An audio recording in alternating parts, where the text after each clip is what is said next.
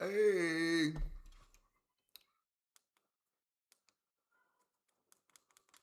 Hold up. Way. Coming through the cut.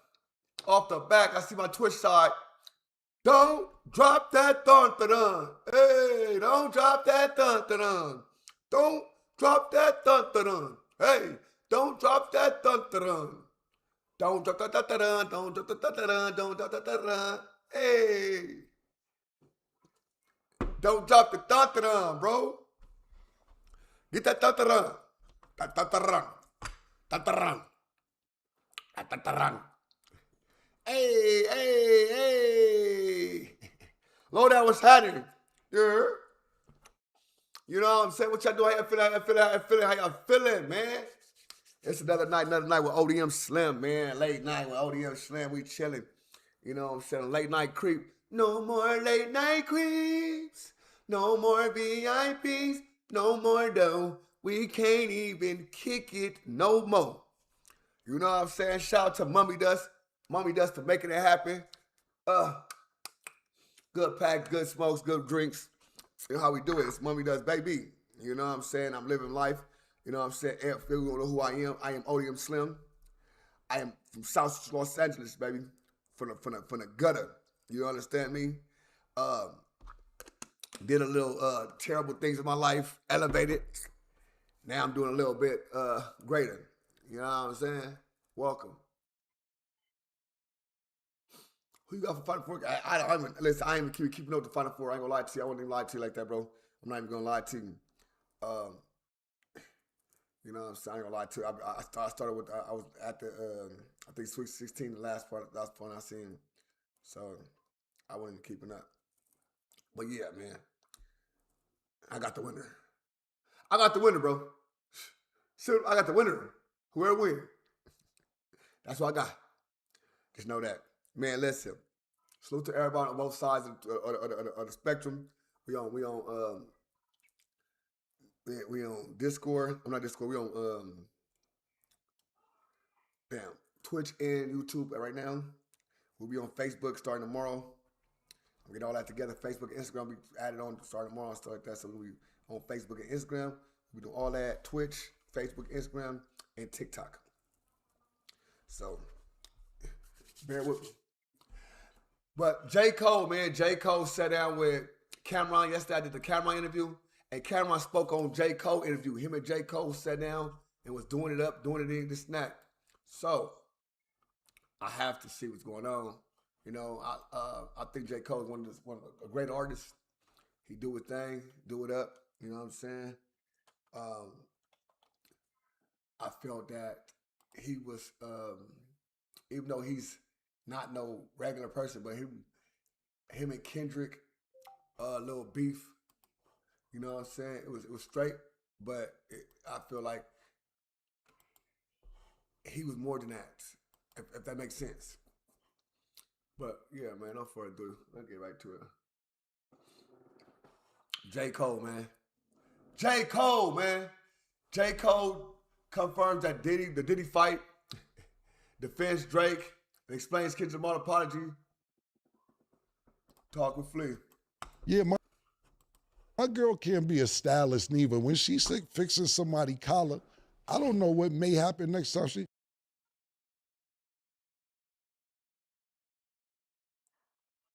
What's up, man? I'm just saying, like, a lawsuit, bro. Lawyers? You know, it wasn't like that. I'm just saying, bro. You got niggas like. Come here, give me a hug, man. All right, man. That's what I was waiting on. I like that. Yeah, my girl can't be a stylist neither. When she's fixing somebody's collar, I don't know what may happen next time she.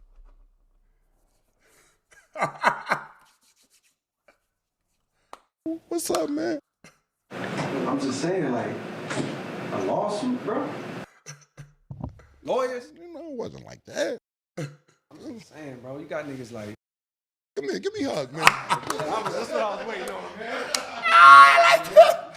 I like that, man. I like that, bro. I like that. That was fire. That was fire. That was fire, bro. That was fire, man. Cam, I like that, Cam. What's good, everybody? Welcome back like to that. Talk with Flea. Now, look, I got a real special guest today. An introduction Oh, the is, I would have to have a scroll, an old school scroll for an introduction of my guest today. And I know a lot of people thought that this interview probably wouldn't happen, or we wouldn't be speaking, or we wouldn't even be in the same room. But today, I have a good friend of mine who stopped by to Talk with Flea. My man, J. Cole. What's good, bro? Ooh, what's up, bro? Yo, how you feeling, man? Thank you so much for coming, man. Thank you so much for coming. So Nah, thank you let's for just having get the elephant out the room. So, right, because your fans is on me. They on my Right. ass. Your fans probably on me. You They know on what I my mean? ass, right?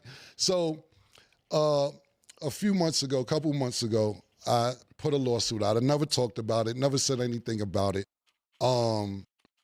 And the reason I did it is because I just felt like, damn, when he called me to do something, he kept kind of brushing me off when I asked for a favor. And then I kind of scrolled down and looked at when the first time I asked you to do something, the shit said 2022. And I was like, hold up, man. So yeah, it gave me a time to do something, time to do something. And then we actually talked, and I appreciated our conversation because you was like, yo, if you feel a way, just say something. But this is my process, Cam, that when I write a rhyme, I'm trying to have the best rhyme I'm doing. When I do an interview, it's because I have something to promote. Right. So I was just basically going off what you told me. Right. And I'm like, this is kind of a long time from what you told me. Fact. So let me ask you this. When you first seen the lawsuit, because I never talked Right, about it. right, Never talked about right, it. right. What was your emotion when you seen Yo, I was like, I ain't gonna lie, I was like hurt, almost disappointed, like, cause I got so much respect for you, you know what I mean? Likewise. And I look at you like I know you are as a stand-up person, you know what I mean? Likewise. And so in my mind, I was like, nah, Cam, not you, like, because even when you said like I was brushing you off, it's like, you got to clarify for them what was happening was Cam did two things for me, and he did them bitches quick. Mm-hmm. When I wanted you on the 95 South intro, Yes. what you need, boom, boom, I got you. I fuck with you. Right. I don't even fuck with a lot of niggas. I fuck with you, boom, boom, man, I appreciate that shit. Right. Then when in the studio when we did I'm Ready, we remade I'm Ready. I'm like, Right. yo, we got to get Cam on this. This shit'll be legendary. Right. When I hit you for that, nigga came through damn near immediately. Like, we just happened to be in New York same time. Right. Verse in 15 minutes, you did not tell a lie when you said that. Nigga knocked the verse out. Right. I just went to the bathroom, damn near. You know what I mean? Right. I walked in the other studio, hollered at niggas. My engineer came Corday in like, was yo. there. You said what? Corday was there. Corday was he was there that day? Yeah, he was there that day. He was, Yeah, that's yeah. right. Shout out to Corday too. Yes, Yeah. shout out to Corday. So so you did that shit quick as fuck. So so mind you, as soon as you do the verse, in my mind I'm like, I say, Cam, yo, let me get your lawyer info. Let me get your manager info. Real quick to tap in, when I did my verse so quick, it's like, you know, because I've been in the game a little longer than you, but it seemed like you was verifying, like you listened to it, not saying you fuck with it, but you was like, nah, I ain't do this quick. It's almost like you study my shit. That's why I'm saying I understand where you come from being a lyricist. I remember you sitting there like, nah, this shit is all right. You know why? Because I'm listening. When I go back and I listen, Right. and it's almost a weird place for me because it's like, yo, you can't. Right. So but I still when I'm listening, It's your project though. there you go. It's So your I'm project. listening almost afraid, like You don't want to tell me. I don't want to have to tell Cam like, yo, Cam, Right. did you reapproach? Right, So right. if I'm listening like that, it's Right, really but I would because of respect that. Then I'm hearing, I'm like, nah, this nigga went crazy. Like that's you smoked it. No, I appreciate it. So you know when you was leaving, you so cool, nigga smoking a black and mild on the couch. You know what I mean? Nigga knock his verse out, and then when you leaving, I say, yo, Cam, like let me get your lawyer info. Right. You know what I mean, or whoever, so I can get you paid. I'm on that early, mind you. We Right. did this song a long time ago. Right. You like, nah, don't worry about it. You know what I Right. mean? Like I'm like, nah, Cam, not like. Right. Please, like, you know what I mean? Right. You like, Absolutely. nah, trust me, This is don't true. worry about it. So Right. in my mind, my not for you, but in general, my spidey senses will normally go up. Right. Because in my mind, I'm like, I don't want nobody thinking I owe them a favor. But I'm Right. like, it's Cam. Like, Right. like one, I do Cam a favor anyways. I pay him and still do whatever the favor is. You know what I Right. mean? So it's like, this shit would never get weird in my mind. Right. I'm like, cool, he insists, I ain't going, you know what I mean? Like, I'm Right. not going to trip. years go by. The song, remember I told you the song was probably gonna come out in like a few months or something. But my process is like, clearly it took me 10 years on this album. So my process is so much that it's like that song didn't drop till 2 years later, a year and a half, whatever it was. So the song dropped, boom, boom. I give you very short notice that the song is gonna drop. You know what I mean? But I'm like, yo, you still cool with us putting this out? You're like, cool, no problem, boom, boom, boom. So when it's time to do the paperwork, now I've learned my lesson. You also taught me a good lesson, and I do appreciate that. Because industry standard is like, if somebody do a verse for you or they produce for you, how we move, we so last minute, and in the game, it's like standard to be like, we'll work it out after. Right. Because everybody moves like understanding industry standard. Like, okay, he might ask for 20% when normally it's 15, no problem. But he ain't gonna come and ask for 70%. Like, so we'll handle it after, boom, boom. So the lawyer came back on our side, I don't know, a month later after they trying to figure the paperwork out. After Mike Delete Later drop. They're like, yo, did you tell Cam you'd do a swap for an interview, boom, boom? I was like, no. I told him I'd do an interview, and I will. I still got a plan to do an interview for him. But I ain't say it was a swap. Like, it wasn't a swap. It wasn't a verse for an interview. Like, I'm gonna go do Cam, but it's not based on the verse, right? Gotcha. So they come back with some crazy number, like, all right, he want 300,000, some number where I'm just like, what the fuck? I'm like, all right, shit is going on. And then right after that was the Kendrick and Drake shit. So much shit has happened in my life. That's not necessarily a priority for me. Meanwhile, you hitting me around that same time, like, yo, bro, is it, you know, like, what you think about doing an interview? I'm like, Cam, I would love to do an interview. You know I fuck with your platform. I would love to do an interview with you. Let me get this album out. Now, here's where I fucked up. And if I go back, I'll start doing shit differently. Like, I was telling you when I thought I'd be done with the album. So I'd be like, you know, if at this time it's April or May, I'd be like, you'd be like, cool, just let me know I'm starting this thing, this new, you hadn't even started this yet. I damn near maybe was gonna be your first guest or some shit. And that's exactly what it was gonna be. There you go. Absolutely. There you go. So what I was telling you was, man, I think I had this shit done by September. And mind you, when I'm saying that, I'm confident in it too, damn near. I'm like, yeah, I should be done by September. I've done this before. But I ain't know that I had to get, I had to get my hair right. I had to get my energy right. And it took me a lot of elements, made it so that by the time September crept up, I had you on my mind the whole summer. I'm like, fuck, I told Cam September I'll probably be done. I'm knowing, and this nigga, yo, you don't play about your business, and I really respect it. I appreciate it. September 1st at motherfucking 9 a.m. This nigga Cam was on my line like, hey, what's up, bro? Like that's why it's like I see how you've built such a successful business. I appreciate that. Every time I gave you a date, I don't know if you got a assistant, a schedule, if that shit is up here. Every time I gave you a date, you was on me on that date. So the first time you hit me September, and I'm like, fuck, I gotta tell Cam it's not September. Cam, it's not September, boom, boom. Like, I'm not there yet, boom, boom. I think it'll be realistically March or whatever I say, right? I give you another date. You, everything's cool. You cool about it. You're not tripping at all. You like, cool, just let me know, boom, boom, boom. You double back around March or whenever the next thing is. Whenever you told me to hit you back, I was every time you double back, but the next time you double back, I also wasn't ready. And mind you, the whole time, you don't know this, but I was telling you the other day, it's like, every time I had you on my mind, like, fuck. Like, I'm behind schedule, but somewhere in my thoughts, I'm thinking about you, because I'm like, yo, I told Cam I'd be done by such and such. Just real quick, right? Me being on your mind is pause. That's a pause. Let's just. That's my first part. Because you said it like 3 times, I was gonna let it slide, but I won't be on your mind that much, man. So I just want to get that out the way real quick. But go ahead, my bad. I didn't want to interrupt the story. Go ahead. Go ahead. I'm sorry. So we in March. Now we in March, or wherever we at. Whatever the date is, now you follow up again. Now I got to hit you with the news again, right? And I think this time is when you hit me. I could feel, no, this time when you hit me, I damn near didn't even want to text you. Because I'm like, I can't text him the same thing I text him. Let me call him. So this is when I called you. I don't know if you remember this, but I called you. I'm like, yo, let me just call him. And when I called you and we got on the phone and I hit you now verbally with the same thing I hit you with on text, I felt the Harlem come out damn near. You know what I mean? Where you was like, yo, I understand what you're saying, but like, let me tell you how I'm feeling. Like, when you asked me to do something, I showed right up, and I did it, and I knocked it out. Now when I'm asking you to do something, it's like, you gotta, now it's all of this time, and boom, boom. It's like, yo, I'm not understanding. Which I felt your energy. I had to go, whoa, Cam. Like, I feel like you know, I'm sensing your energy and I'm realizing like, we don't even really know each other like that. Yeah.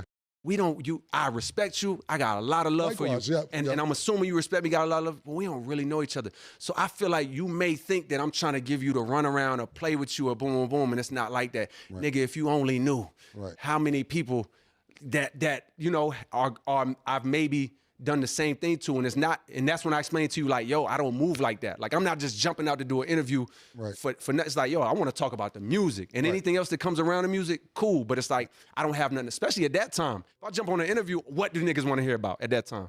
It's like, man, no, my mind is on trying to finish this shit I've been working on for so long. I explained that to you. You said, cool. You know, the conversation was great. You know what I mean? We had a real conversation. And then I gave you another date. Right. And this last date I gave you was probably like June of last year or whenever it was. Right. And I remember because we started mixing the album for real a little around the time after I talked to you. We started mixing in tape. Right. We never mixed in tape before. We mixed in tape because, you know, we was listening to a lot of Mobb Deep along the way. I was about to say you took it back to reels. Yes, we took it to reels and tape and like mixing on the board. And we mixed on the board before, but we ain't never hit tape. Right. And Q-Tip was in the studio one time with me, and I had to ask him like, yo, bro, like, what was y'all doing on Mobb Deep? Yeah. What was y'all doing? And he was just telling me, yeah, we was hitting tape. We fucked around with tape in the past, but never like this. When he said that, shout out to Q-Tip, because he changed our whole perspective. Right. Then I realized, now we gotta learn, but then we have to learn how to use tape. Right. And I'm realizing this shit is hard, and I ain't even having, now I gotta get another tape machine because I realized one wasn't enough. Right. So now me and my engineer and my team, we trying to learn something new on the fly. So what would have normally took 2-3 months for us to mix on Pro Tools is now taking us dumb long. Like, so by the time June comes and you hit me. The first 2 albums are on tape, right? There you go. So you know niggas carrying the whole reels to the thing. Exactly. You probably gotta wait mad long for them to pull up the mix. Yeah. Like, that's how it is. Every time people don't not understand it, but you understand, which is like when you mix, if I mix on Pro Tools right now, if I got a Cam song that I did and it's mixed on Pro Tools, I could pull that shit up in 0.3 seconds. The whole mix, everything. It might take 10 seconds because it's some plugins and shit. Right. When you got tape, every time we switch a song, you gotta fucking send every track to the board. The board gotta go to, or some shit, the board gotta go to tape. All of these tracks on the tape, you gotta send it back to the board. You gotta get the board dialed in by hand, exactly how you had it last time, just to make a change. Right. So now by the time you hitting me in June on this last time, now I get, and this is where I understand and I get it. Right. You hit me again. And you like, hey, bro, like, you know, what's good? I'm checking back in June 1st, like you told me or whatever, like what's good? Right. And now I got to hit you with the heartbreaking text for me, because I'm like, fuck, I don't want to tell this nigga. And what I tried to do on this last text with you was to say, like, Cam, let's not do it like this no more. Let me just tell you, this album is coming out, but let me just hit you. You the first person I'm coming to see. Everybody on my team been knew that. Right. So let me just hit you as soon as I'm done for real. Right. And then you the first person I'm coming to see. Your text back was like, yo, respectfully, like you've been telling me for a long time you was gonna do this. So like, if you can't make it happen in the next 2-3 weeks, like, yo, let's not even worry about it. And I was like, yo, I definitely can't do the next 2-3 weeks. And you was like, cool. So then this the other last part. I know it's a long story. No, take your time. I'm glad you're so in depth. Yes. Like I said, listen, J. Cole fan, I'm one of the J. Cole fans. I appreciate it. Cam, you're lying. Cole, don't do this. Yeah. And it's nothing personal. It's nothing. But this is just his process. So I'm glad you're being this detailed about it. For sure. For me. Yes. Thank you. Yes, no doubt. Yeah. So now, and mind you, even when you sent me that text, it's the crazy part. Even when you send me that text, like, yo, don't even worry about it. In my mind, I know, oh, Cam fed up with me. But Cam don't know my plan is to still, you didn't know this, but Eve knew and everybody on my team knew, like, Cam, like, he kind of done with me, but he don't know as soon as my album drop, I'm still coming to see him first. Because I told him I'd come to his show. You know what I mean? Like, so that was still my plan. Right. So the last wild thing that happened to me, to answer your original question, which was how did I feel? Right. About a month before I'm not even gonna say this, around like August, September or whatever the date was in the fall, I got a random text from you. And it was like some like DocuSign thing that you was telling somebody like yo, I think you sent the wrong one or something like that. I'm thinking somebody hacked your phone. I remember. I'm thinking somebody, because you know people be playing on phones and trying to hack. Right. So I'm like, yo, bro, you good? I hit you damn near back in at least 10, 15 minutes, like, yo, you good? And then you was like, oh, no, my fault, wrong text, like wrong person. I'm like, all right, hope you good. Yeah, and then you hit me like, yo, everything good. So in my mind, I'm like, you know, we still good, and I still got plans in my mind to hit you. So then a month later or 3 weeks later, when a lawsuit come out, I'm like, come on, Cam. And only because it was like, in my mind, I'm like, bro, you really could have hit me. Like, although it was taking a long time, I don't give a fuck if you would have called me and been like, yo, nigga, what the, like you could have scrinked on me. We could have argued, boom, boom. I would have preferred that than the other way, because I was just like, damn, Cam, it never got to that point where you couldn't like holler at me or whatever. So my first thing was disappointment. But then I was like, and my first thought was like, fuck it then. Like this nigga ain't even know I was still gonna come to his show. Right. Like my first gut reaction, like, damn, and it's like misinformation, you know what I mean? Like within the lawsuit itself, and you know, the internet running with it. People hit me like, yo, what's going on with the Cam shit? Boom, boom. $10 So like super chat. my I love Slim even when you call me on my shit, you a real one. That's my dog. I got you, dog. I listen, bro. You know what I'm saying? They didn't hear nothing we was talking about, but you my dog, and my job is to grab you on your not to let you just go left field, you know what I'm saying? And for me to let you just go left field and do the fuck and jump off the cliff, it wouldn't be love. You know what I'm saying? You ain't really my dog, man. So I have to get on your ass. I have to press you the way that. And I know sometimes it be over, you know what I'm saying? And I'm like, damn, you know what I'm saying? I shouldn't have said that too much, but you take that shit, you know what I'm saying? And it help you get thicker skin, bro. And the reason I get at you like that, because another person will get at you worse. And I want you to at least feel somewhat the aggressiveness, you know what I'm saying? That's why I do that shit, because these people are trying to fuck you over, man, on everything. But I love you, Drea. You my dog, man. I swear to God, you my nigga. Ego reaction is like, all right. Quietly, I'm like, man, fuck this nigga, boom, boom. Right. But quickly, I'm like, but nah, like, I get it though. Let me put myself in his shoes. Like, yo, the nigga feel like he was getting a runaround. Right. You know what I mean? He don't know you for real. He don't know your heart for real, for real. He think you trying to play. And Camron is probably like, I seen this movie before. Right. You don't fuck with me. You don't want to do the favor. You trying to drag me out until I don't want to do it. Burger was definitely some bullshit. Shout out my boy, Sepulveda Prince in the building. Shout out my boy. No more. All right, nigga, bet. And I got one in the chamber. I never signed that paperwork for that fucking, for that verse. So here you go. Boom. Just to like hit me in the rib. You know what I mean? And it's like, all right, cool. Like, and even when I took that and understood that and accepted that, I still said in my mind, I was like, yo, I'm going to still go see Cam. And that's what you called and said. You said, regardless if you still want to sue me or anything else, I'm still. And which, of course, it was never going to go nowhere. But for me, it was more like, I need to get this nigga attention, because I'm not going to call on bark on you. We got a cool relationship. We never been there. It ain't like we've been to club together. We don't know each other to scream and yell at each other, no shit like that. So I just took it more of like, to me, when I looked at it and I looked at the time, like, and you did a great job explaining. Yep. I just looked at the years, because it was turning into years. Facts. And I'm like, yo, and you made a great point too. You didn't look at it as a swap, and we come from two different, I'm a little before you. So the way I used to look at it, or not, niggas in my generation would be like, yo, I did this for you. I need you to do this for me. Right. That's how I looked at it, even though you're explaining that's how you never looked at it, because you offered to pay me. I'm not charging you. I tell niggas no all the time. I don't like niggas. You know what I'm saying? I don't really like a lot of people, especially rappers. I don't even like, you're great lyricists. Like I said, thank you, bro. Like not just for your generation, period. So thank you. I'm like. You said, who sound like, you sound like DMX. What's the answer? The number 4. Let me get a verse. Cam and take me to, matter of fact, fuck the verse. Let me get the interview, yo. Pardon me. And then that's when all that shit came out at the same time. So more of the story is I get it, and thank you for being here, bro. And thank you for having me. That shit was never gonna go nowhere as far as the lawsuit anyway. It's just like, I need to get this nigga attention. Because I did feel like I did a couple things for you like that. Because I respect your craft and what you do. Thank you. You know what I'm saying? So and I appreciate you. I'm glad we here, man. Me too, man. I'm glad we here, bro. And like I said, that shit wasn't never about nothing. Let's get them likes up, y'all. Let's get them likes up, y'all. We on the grind. Let's get them likes up, y'all. We get them likes up. Hit that like button, man. Hit that like button. Double tap the screen. You know what I'm saying? Get them likes up, man. We J. Cole, man. Camron, sitting down, talking about their differences, man. Kendrick Lamar come up. Drake come up. All the stuff come up, man. Let's get into this, man. Let's go. Let's go. You know what I'm saying? The skit was on point.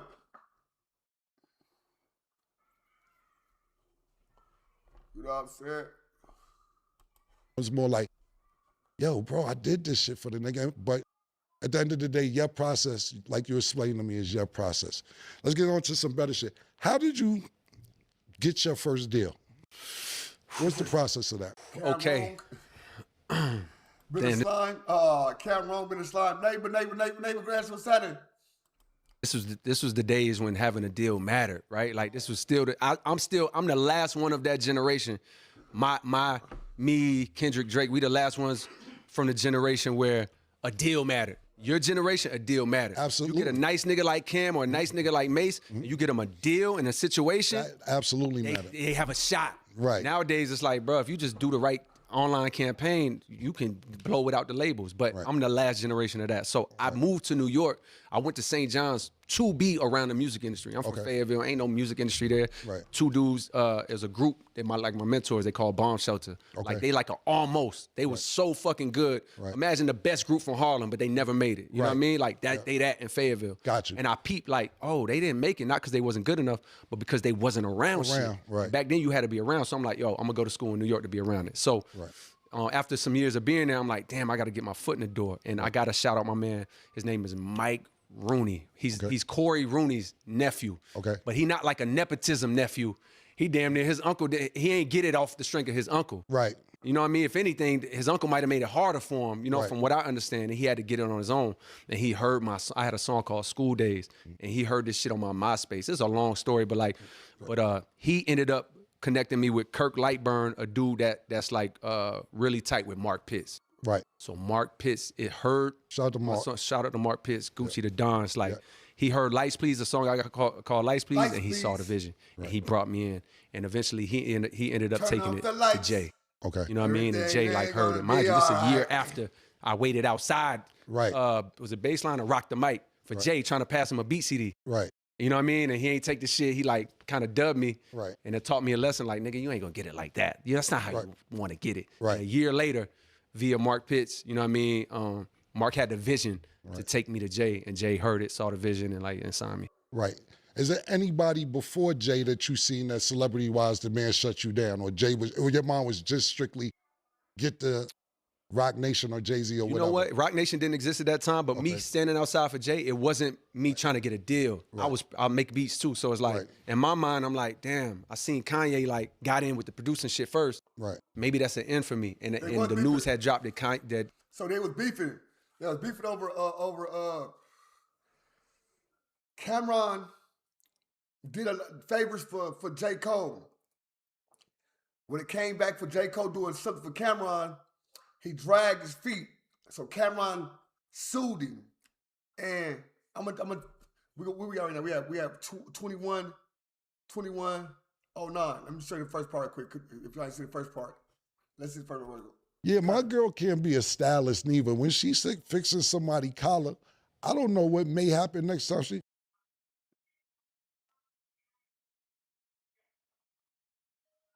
What's up, man? I'm just saying, like, a lawsuit, bro. lawyers. You know, it wasn't like that. I'm just saying, bro. You got niggas like. Come here, give me a hug, man. All right, bro. That's what I was waiting on, man. Oh, that's it. I thought that shit was good. I had to do that one time. Lawsuit, lawyers. I'll go back. Maybe that's an end for me. And the news had dropped that Jay was working on American Gangster. Okay. You know what I mean? But the article was saying he wasn't necessarily done. Like, so in my mind, I'm like, I'm ambitious. You know what I mean? I believe in myself. So I'm like, I was at work. I'm like, yo, as soon as I got home. Mose, go ahead. Go ahead, get up out the chat, bro. You know what I'm saying? Because this is a reaction, bros. So I can't just, you can go watch the video yourself. You know what I'm saying? That's not what I'm doing. YouTube guidelines tell me that I have to pause and give my commentary on the video to make it my own content. So I'm not gonna mess my page up to please you, bro. So you can go ahead and go home and take your ass and go watch it yourself and enjoy it. But I'm not gonna mess my money up to please you. And that's a fact. Under YouTube guidelines and regulations, I'm doing what I'm doing to protect my channel. So if you can't sit with that, brother, you gotta go. I'll see you later, brother. Enjoy yourself. Straight up. I'll pause it just for you to get up out of here. So you can get up out of here at the right motherfucking moment. Straight up. Straight up. It's the right moment. You can get it right up out of here. Boop. It's perfect timing. I said 21. Y'all go in, you know what I'm saying, and go figure it out. Straight up.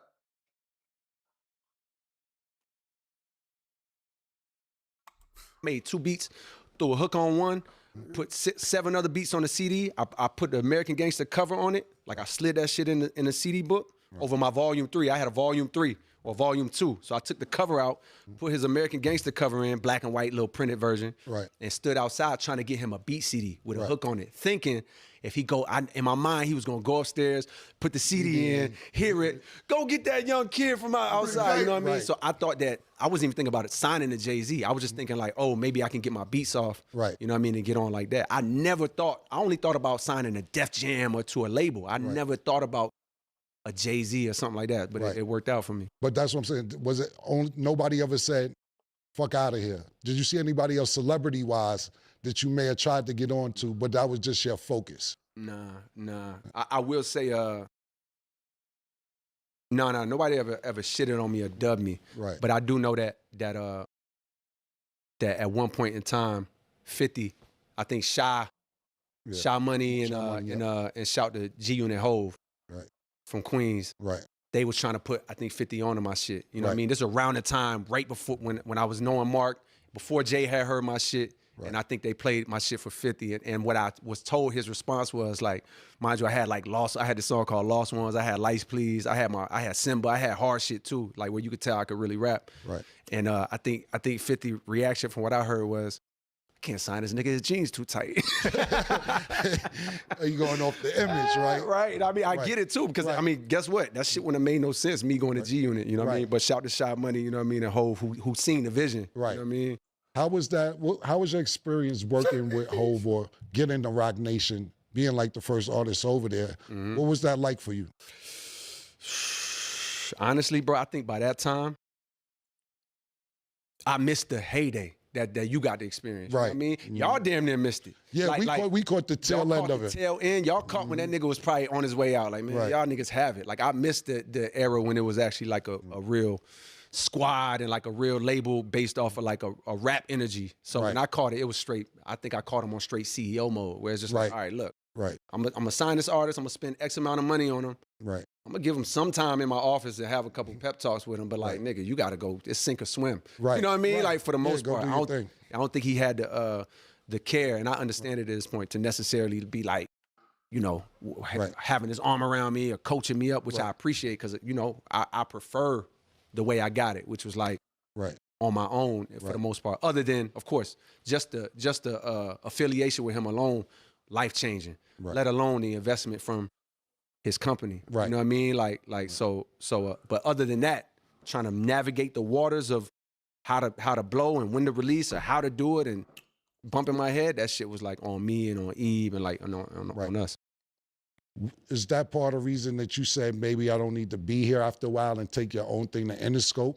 Why leave Rock Nation and go to Interscope? Now, first I went to Interscope with them. Okay. Because they had a deal with Columbia. Right. And then they deal with Sony was up. So they took me to the Universal on my last, on my last couple albums. Right. Then we converted it with Rock Nation from a record deal to like a distribution deal with them. Okay. You know what I mean? And when that ran out, it's like, yo, we worked something else out. I think they got what they needed up out of me. I got what I needed up out of them. And it's like, it's you know. Right. So when you get in the game, you come from Fayetteville, you're in New York. Now you're in the game and you're getting this people loving you from the beginning. Is it what you expected when you first got in, knowing that people from your town didn't make it? You're getting this success because people gravitated to you really quickly. And it seems like you're more, once you, like now to me, just how I look at it, and I could be totally wrong. Like, hey, champ. What's up, champ? Shout out my guy, Gangland Mean. You know what I'm saying? We on the verge, champ. Just a little bit more, champ. Just a little more. Shish. You know what I'm saying? We ain't like them crabs in the bucket, champ. We different. We ain't got that mentality, champ. We ain't got that mentality, champ. That's them fools in Los Angeles, champ. I got that mentality, champ. Not us. Not us, champ. Not us. I just lost my damn headphone listening to this fucking name. Not us, champ. Not us, champ.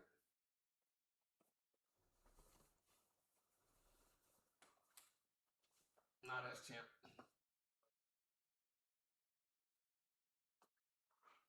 I'm gonna pop out when I want to pop out and get my music out, and then I'm gonna go live my life with my family. Because there's plenty of times I call you and you'll be like, "Yo, I'm in Africa." Yeah, you know what I'm saying?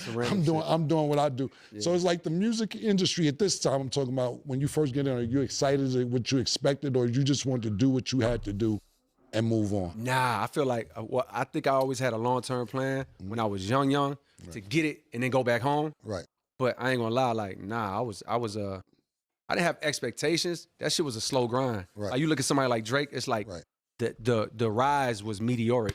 Hey, send me hey, text me that Addy for you went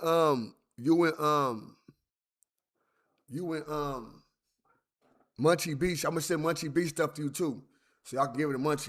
You know what I'm saying? On game. I just ready to give you Munchie stuff. So give me that address for you and Munchie, bro. Text that shit to me so I can get it out there. Send that off tomorrow. Yeah, sure. You, Compton, Rick Rock, Munchie. I get y'all shit out tomorrow.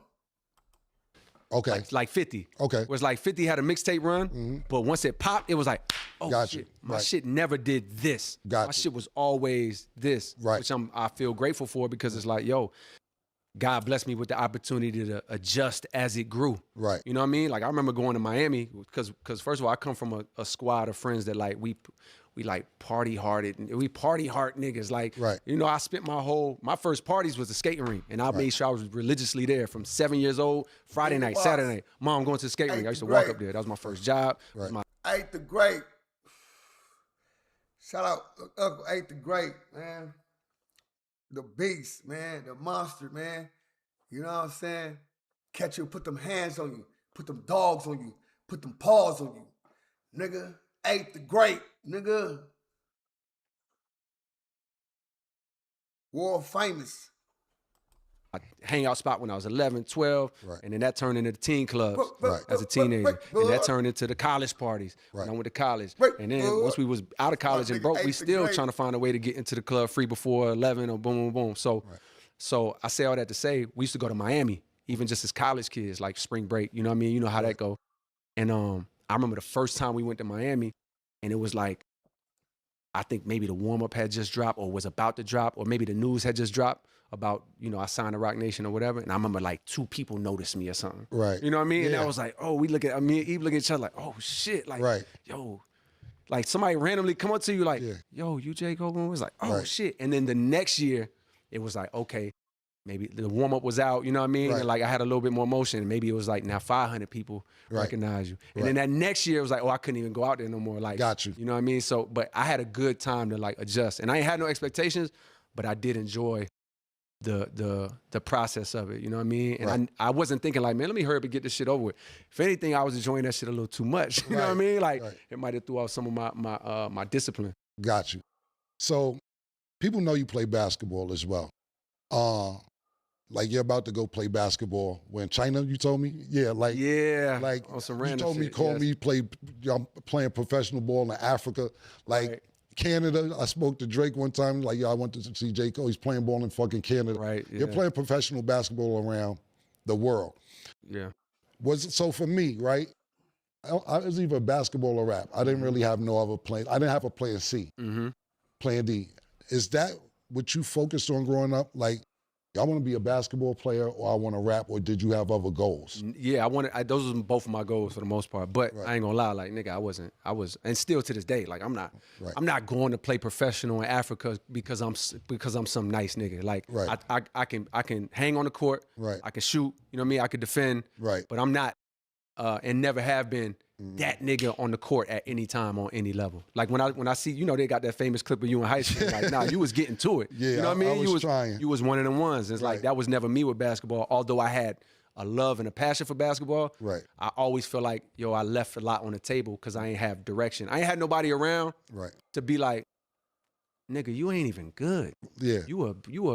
You're a supporting player on your high school team. You're not even that nigga. Like, I had nobody to say that. So, but I always kept that love and that dream. Right. Even though I'm not good enough, I still had the dream. And what that dream did is it allowed me to get better over time. Okay. So who I was at 17 as a player, I was way better at 18. Right. Then I was way better at 20. Right. Then I was way better at 22. I actually kept getting better as a player. Right. And so the basketball shit is like me just trying to scratch a last itch. You know what I mean? Right. Of like, yo, let me see if I could do this. Could I train and be able to like go play professional? Right. Because these teams and these leagues are looking at it like, you know what? He not ass. Right. He could come be on the court. Yeah. And he can give our league some publicity. Some publicity. So Yep. so the China thing you're talking about is like it's a team in Nanjing that from last year was offering me to come and play. And I'm like, you know what I mean? Like, I'm looking at the clock like, boy, I'm getting older. Like, this might be my last shot. So so I'm gonna keep my word to them and show up and play a couple games. Although I know, you know, I'm not in the best of shape because the album, but I'm gonna go out there and have fun with it. Why wouldn't you? Listen, niggas offered me a couple dollars to come play. I don't know about China. I'm going to Canada. I'm gonna go to Canada if I had a chance. Why China though? Because it's so far? I don't like going a lot of places if English ain't the main language. I don't even care if I have a like if I go do a show or we on tour, cool, but like you're going to spend time to play ball over there, like live a regular life. Not saying you can live a regular life, but just at the end of the day, nah, I've been to China. I remember I did a show in China, Shanghai. Shout out to Shanghai to the fans. And the crowd was going crazy. It was a Reebok event. And the cops made everybody sit down. And was like, watch the show sitting down. Damn. Yeah, I was like, what the yo, how are they gonna enjoy the show? Right. And then told me to start over. Oh, that's great. So yo, what's going on out here? Yeah. But then we went to a hip hop club and it was cool. I guess because it was a big event, they turned it into something. But I like America, man. I really do. I like North America. Right, I feel you. You still driving a Honda? What's the Hell deal? nah, like in my regular life. No, I'm saying you kept it around for it's parked at the crib. Okay. It's always been parked like it's sentimental to you. Oh, it's what's the sentimental value to it? That's the car that I used to get back and forth from college in. Okay. You know what I mean? Like, This the thing that you need to know, man. Look, it's crazy, bro, right? He saying that, crazy. Why the boy Gangland Neem? The boy Gangland Neem got this beat up Toyota Camry. It's like a 86, 87, right? Toyota Camry. Don't mind you, he got a Benz. Got the Benz. Had the Benz truck too. You know what I'm saying? He's in the Benz truck, the little Benz. Then he got this little Toyota beat up inside the driveway. Like it's on, got the tins still clean. He got the little tins on the steel. He got the tins on the steel. I'm like, bro, what's going on? Like, that's mine. My son gonna drive that. I said, why not get his son a Benz? He said he can have that too. But he has to drive this. I said, that's gonna be torture, brother. He said, he gotta go through it. It's like a passage. This nigga think he Simba and Mufasa or something, nigga. I'll tell him, nigga, this ain't Lion King, nigga. Damn. Nigga, let that man get that Benz. Let him get the last thing that you slid in. You see what I'm saying? Make it now. He gonna go get a flying car afterwards, nigga. You know what I'm saying? You got a Benz that was, you know what I'm saying, that did all the electric and jump it out and all that.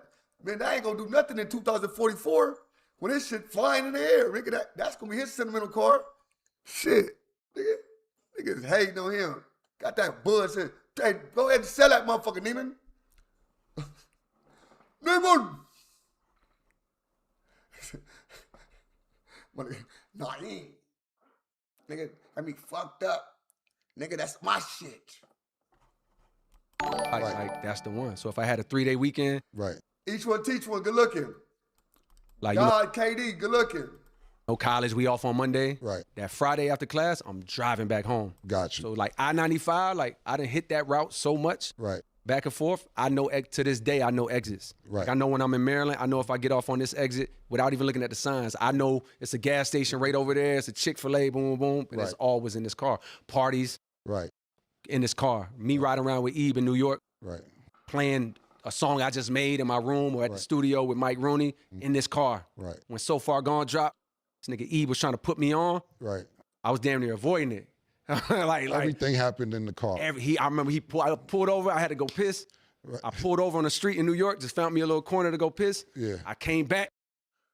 He had So Far Gone in. Right. It's like he had to force me to listen to that shit. Right. And I'm listening like, oh my fucking God. And Be that. more than business. He ain't raised like that. I said, I'll treat gang ghetto. Build character.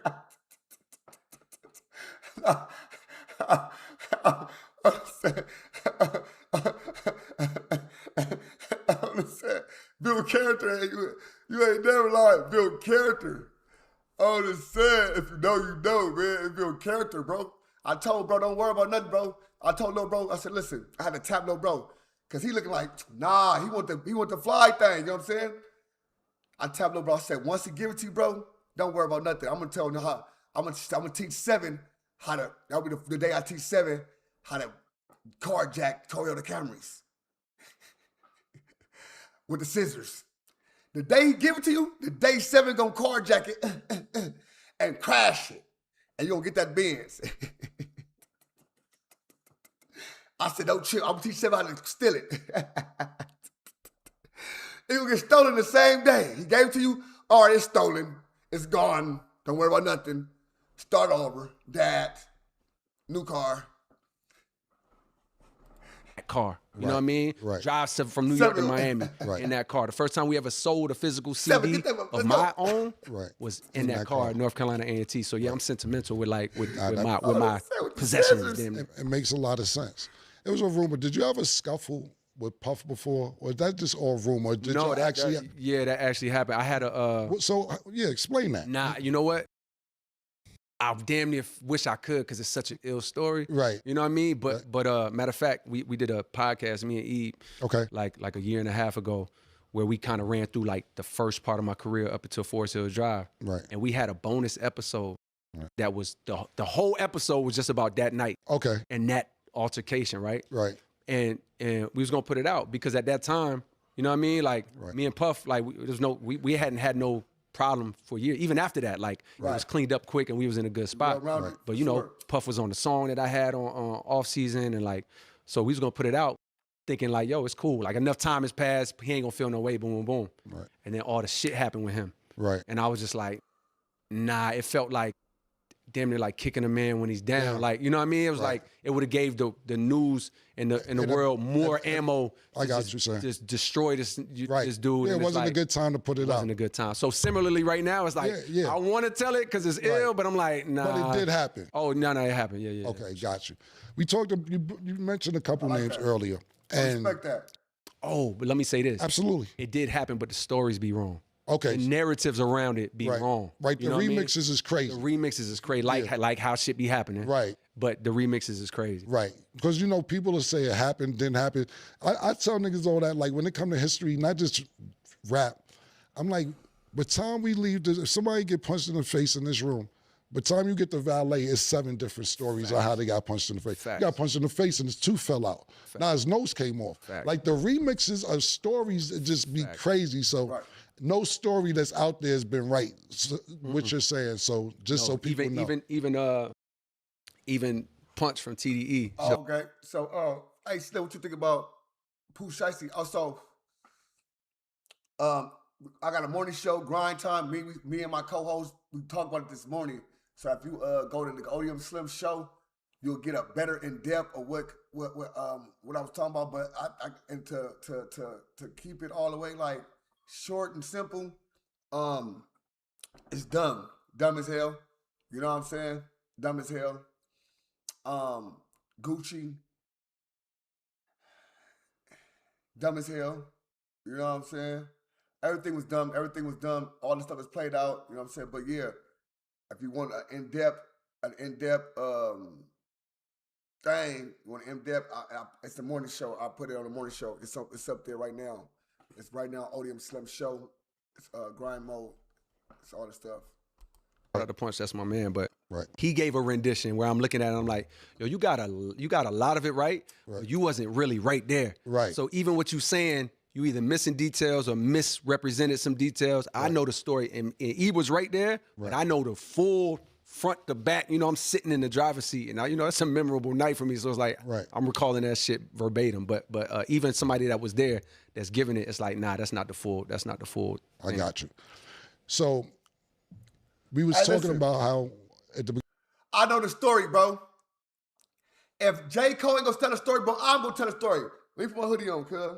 Y'all ready for this? Neem, you ready for the story, bro? Neem know the story too. Neem know I know the story. Cause guess what? Neem live. I live written free in Neem head. I be in Neem head. Neem be like, nah, let me talk to my nigga ODM Slim. Think about my nigga. You know what I'm saying? Listen, the story is this, bro. They in the studio, they going crazy. They getting this money. They in there making songs, making hits, making songs. They going up. Puffy trying to make a pass at bro.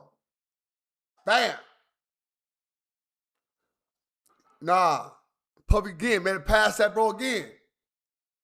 Called Cut Daddy like he did Meek Mills. Asked to take him in the back room and knock his, you know what I'm saying, thing back. Let him kiss on them cheeks.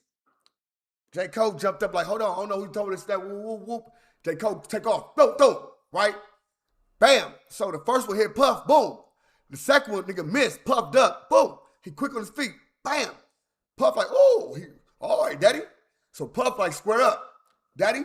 So Puff run up like this, and J. Cole like, man, I ain't trying to do all that. Puff like, stop playing like that. Don't come with sideways play. So then, P. Diddy, two body shots, thought it was game. J. Cole tip over, almost fall. So everybody break him up. J. Cole like, hold on. We gotta get up in. Me and Puff gotta get up in there. J. Cole push him to the side, push him to the side. They lock up like pit bulls. Bump, bump, bump, bump, bump, bump, bump, hit for hit. Him and Cole, hit for hit. Bump, bump, bump, bump, bump, bump, bump, bump, bump, bump, bump, bump. In the middle of everything, nigga Diddy just starts saying, take that. J. Cole hit with the tiny low dip. Whoa! And just dropped Diddy. Bah! It was ugly. Diddy went down. He went down every day. Went down every night. He went down.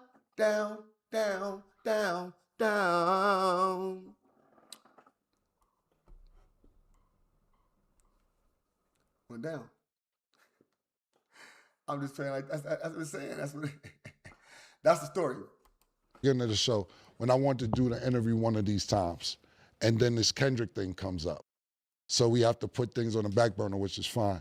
When you heard Kendrick make that song with Metro Boomin, and I remember years ago when y'all was first, I don't want to say first coming out, when y'all niggas was kind of established, and he did a freestyle years ago, and it was kind of like, he kind of was taking shots at everybody, not just you, period. And I remember you was like, yo, I don't know how to sit with this. And this was not this problem that happened. I'm talking about maybe 6, 7 years ago. And he was like, I'm supposed to take this. You know what I'm saying? Because he's trying to make it seem like it was competitive.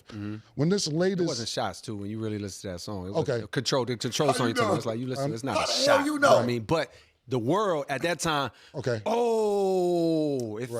felt like the energy of it felt like a shot. Okay. You know what I mean? But like when you really bust it down, like, oh, nah, it's nothing disrespectful in there. You know what I mean? But I understand what you're saying. There was something before. Now you was gonna ask me how did I feel when I'm about to ask you. Elaborate. I want you to be elaborate because I want to make sure I got it right. And if I don't got it right, check me to make sure it didn't happen like that. Sure. You know what I'm saying? So when the Metro Boomin track just came out, or not just now, been a couple years now. When you first heard it, how did you feel about it? All right, 2 reactions. One, I got probably about an hour or 2 before somebody hit me and said it. The way they worded it was like, yo, Kendrick, boom, boom, right? So I'm like, what the fuck? I'm thrown off right there. Right. Automatically. I'm like, wait, what? Right. And then mentally I go to like, wait, I know we good. I just spoke, boom, boom. Like, right. Now I'm trying to think like, damn, did I do this? I'm not even hearing the song. I don't know what the fuck he gonna say. You know what I mean? So I'm like, damn, did something happen? Did I do something? Did I say something? Boom, boom. Like, I'm confused almost. Like, not knowing what the song's gonna be, only knowing what somebody, you know how this shit go. Yeah. You send your shit to Spotify or something, and then somebody at Spotify listen to the shit early, then they send a message to somebody. Somehow somebody knew, and it got out, and then it made its way to me. Got you. So an hour or two before, mind you, I go to sleep. I sleep by motherfucking 10 o'clock most nights, 9:30 damn near. So now I'm like, oh shit, let me stay up and hear what this is. You know what I mean? So I listen to it, and I have two first reactions. My first reaction is, that shit is hard. Right. You know what I mean? Like, it's a hard ass verse, undeniably. The beat crazy, the song is ill, and I'm like, he went crazy. That's my first reaction. Because I don't know what I'm listening for. You know what I mean? Right. I'm like, that shit's tough. Right. My second reaction is, not now, nigga. Right. My second reaction is like it's no, nigga. This is inconvenient. For me. And can I explain to you why? Absolutely. This is gonna be long-winded, but let me explain to you why. Take your time. This is why we're here. Right at that time, I had just got off tour with Drake. I had went on tour with Drake. We did that. And I had Might Delete Later in the Chamber, which was the project that you on as a mixtape. Right. And then I had the Fall Off finished. I probably had to tweak a couple mixes, boom, boom, boom, but I had this album finished, the Fall Off, right? Right. So, but my Not Now, it was based off of that, but let me tell you something else. At that time, I had been working on The Fall Off, which was done. You know what I mean? Right.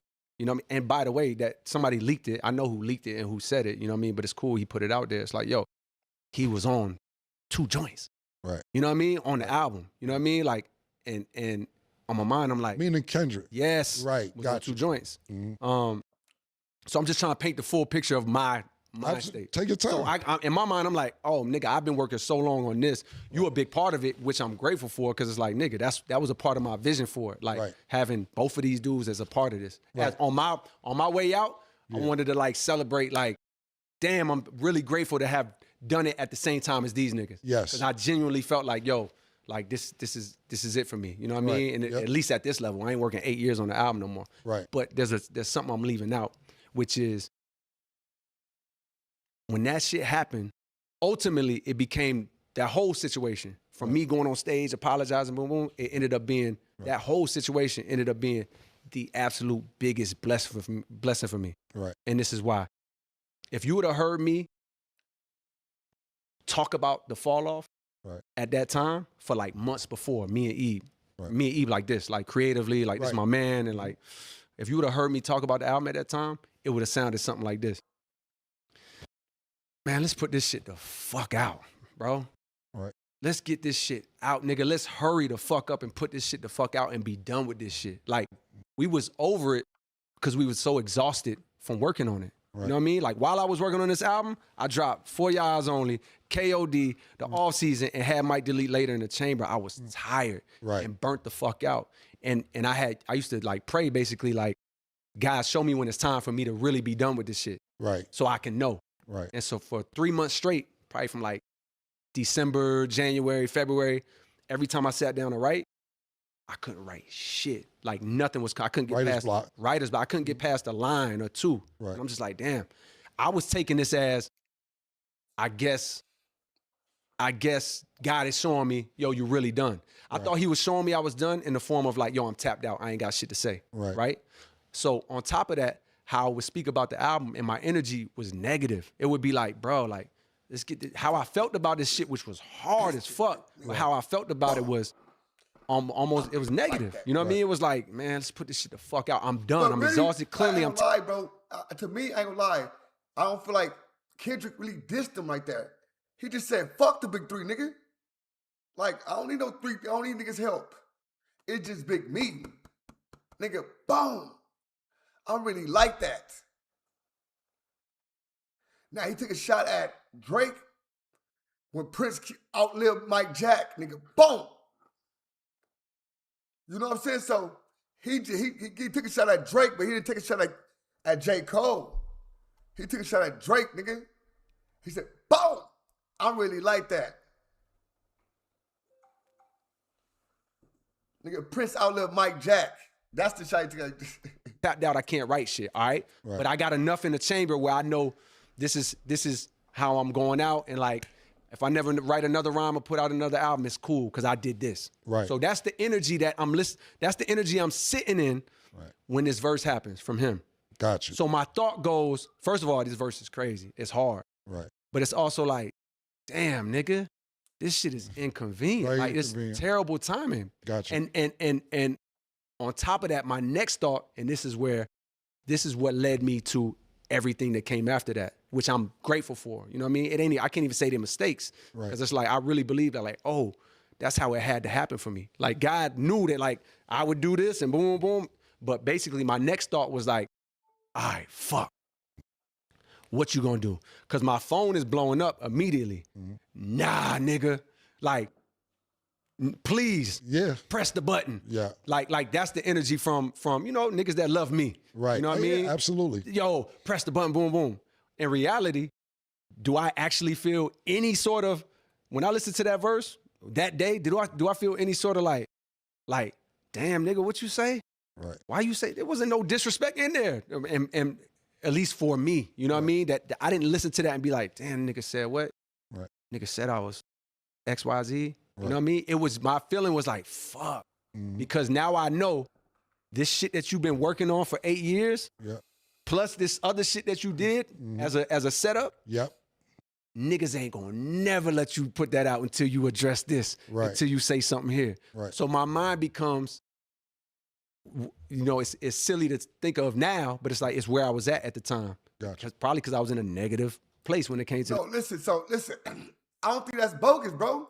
This is what I think. Like, listen, that's what I think, because this is what people understand. Just because your friends doesn't mean we my friends, right? I tell my boys this all the time. Neem say this to me all the time as well.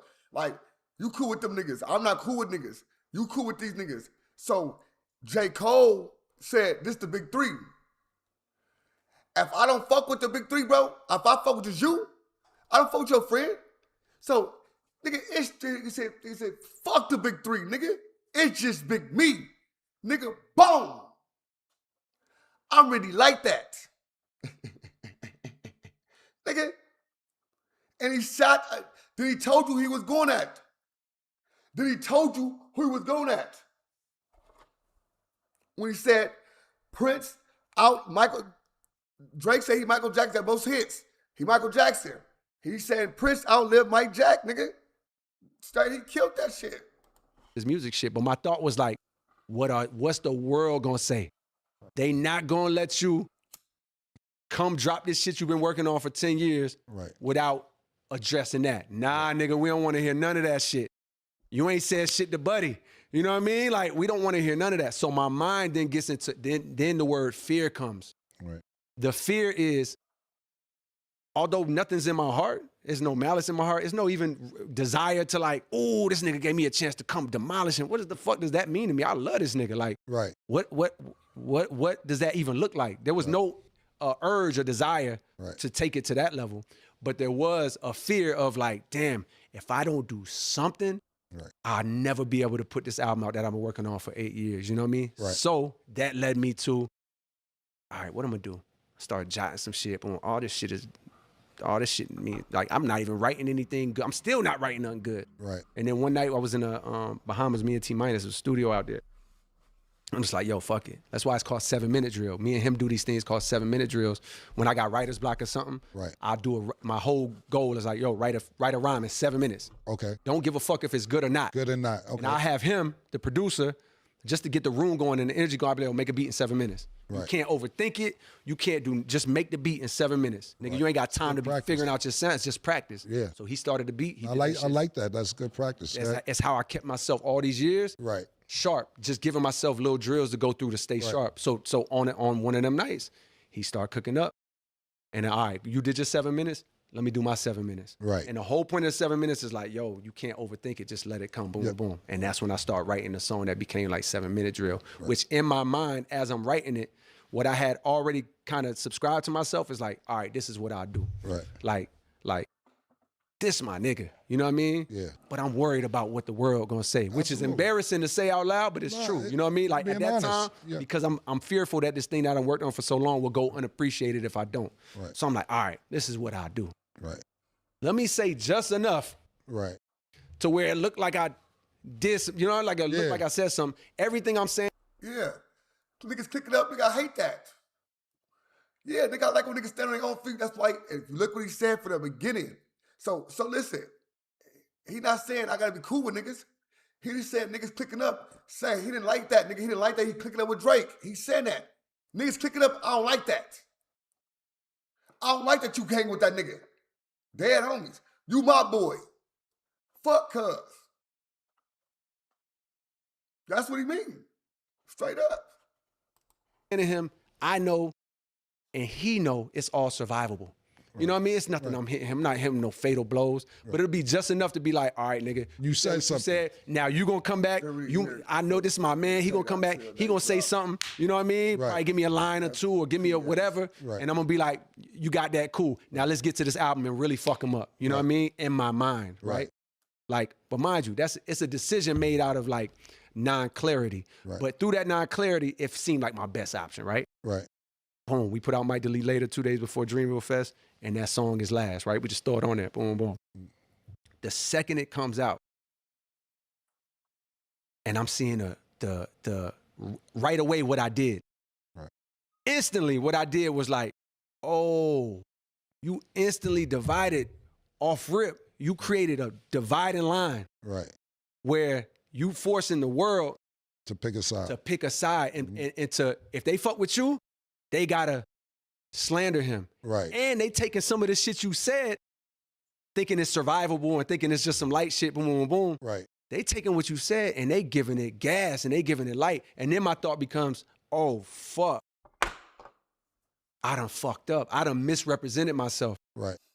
I done That wasn't your intention. That wasn't my intention. Right. My intention was some bullshit, honestly. My intention was fraudulent to begin with. You pretending. It's like a nigga pull his gun out and like, this is my analogy. Yeah. It's like, oh shit, nigga pull his gun out and just shoot a nigga toe or something. Right. It's like, I shot him, you know what I mean? It's like my intention. You only did it because you was worried about how everybody looked around you, you know what I mean? So my intention was some bullshit. Right. So with your intention being some bullshit, then me seeing the result of like, oh my God, look what I'm giving life to. And then on top of that, oh God, do this nigga, because this music shit is weird and this internet is weird. Right.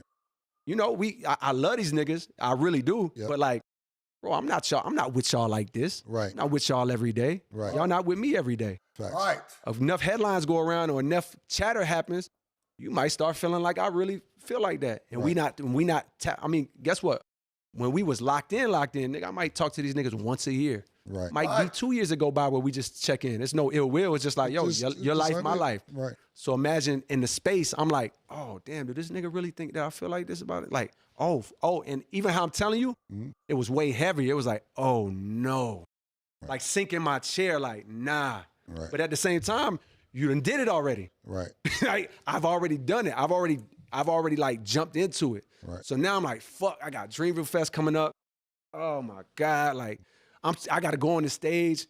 These niggas think I'm representing this. Boom, boom. Right. So, you know, I know I'm going further than your original question, but I feel like I might as well. Let it, yeah, all right, cool. Because people want to know this shit. Word up. Because I have more questions that I was going to ask you about it, but you're answering them anyway. All right, so, cool, you know what I'm saying? Cool. So fast forward. Now, if you would have seen me that weekend even, like my wife, she was peeping it all weekend. You know what I mean? It's only if you know me intimately would you see it, but it's like she could just see I was fucked up. Right. You know what I mean? Because I felt like I had made like a big mistake. Right. And the main mistake was like, damn, you really love this dude. Like you really have, I'm a fan, a friend. It's not just him, it's Drake too. It's like, yo, I really fuck with these niggas. You know what I mean? Like, and it's like, oh shit.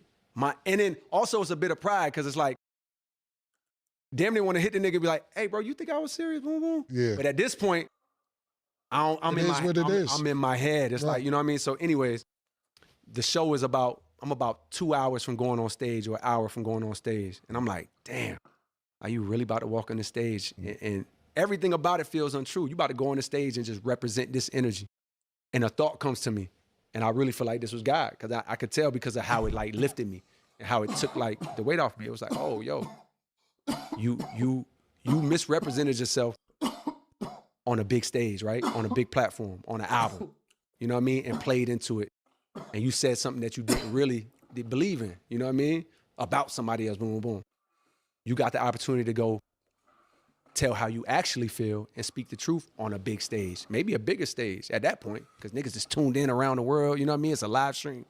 So I'm like, and that's when the apology came in my mind an hour before. Right. I told my wife, she the only one I told. I ain't tell my homeboys, thank God, because they probably would have, you know what I mean? They would have been upset. Wildin'. Yeah. Told my wife, she started crying, you know what I mean? Like, cause she seen one, how it was affecting me, and two, she just, I don't know, it was like a pride that she had, and she know how I feel about him. Right. You know what I mean? Like, she talked to his wife, they got a little relationship, you know what I mean? So it's like, she don't even know the rap world. She know the real version of me. Right. She started crying. I'm like, all right, cool. Like, I'm excited to do this now. Right. I'm going out there with a different energy. Right. I'm going out there. I can't wait to get to that moment. Right. Because it's really me. Right. And I really get to represent myself. So I do it. The crazy part is my sister was there when it happened. My sister was there when it happened. Through the Dreamville Festival, something like that. Yeah, my sister was there when it happened. She was like, oh my God, J. Cole just apologized to Kendrick. I'm like, for real, all on stage, she crying and shit. I said, what the hell? It was so hard. Well, I said, what did he say? He just said he ain't doing it, he ain't doing that. And I said, I threw up the west side. My sister extra, I threw up the west side. Nigga, I'm like, oh my God. Why you do that?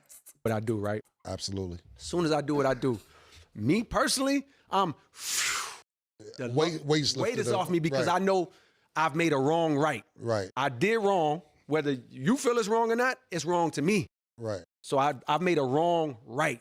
You know what I mean? Now, worst case, I know he know and I know the world know how I actually feel. Boom, boom, boom, right? Yeah. The weight gets lifted off me.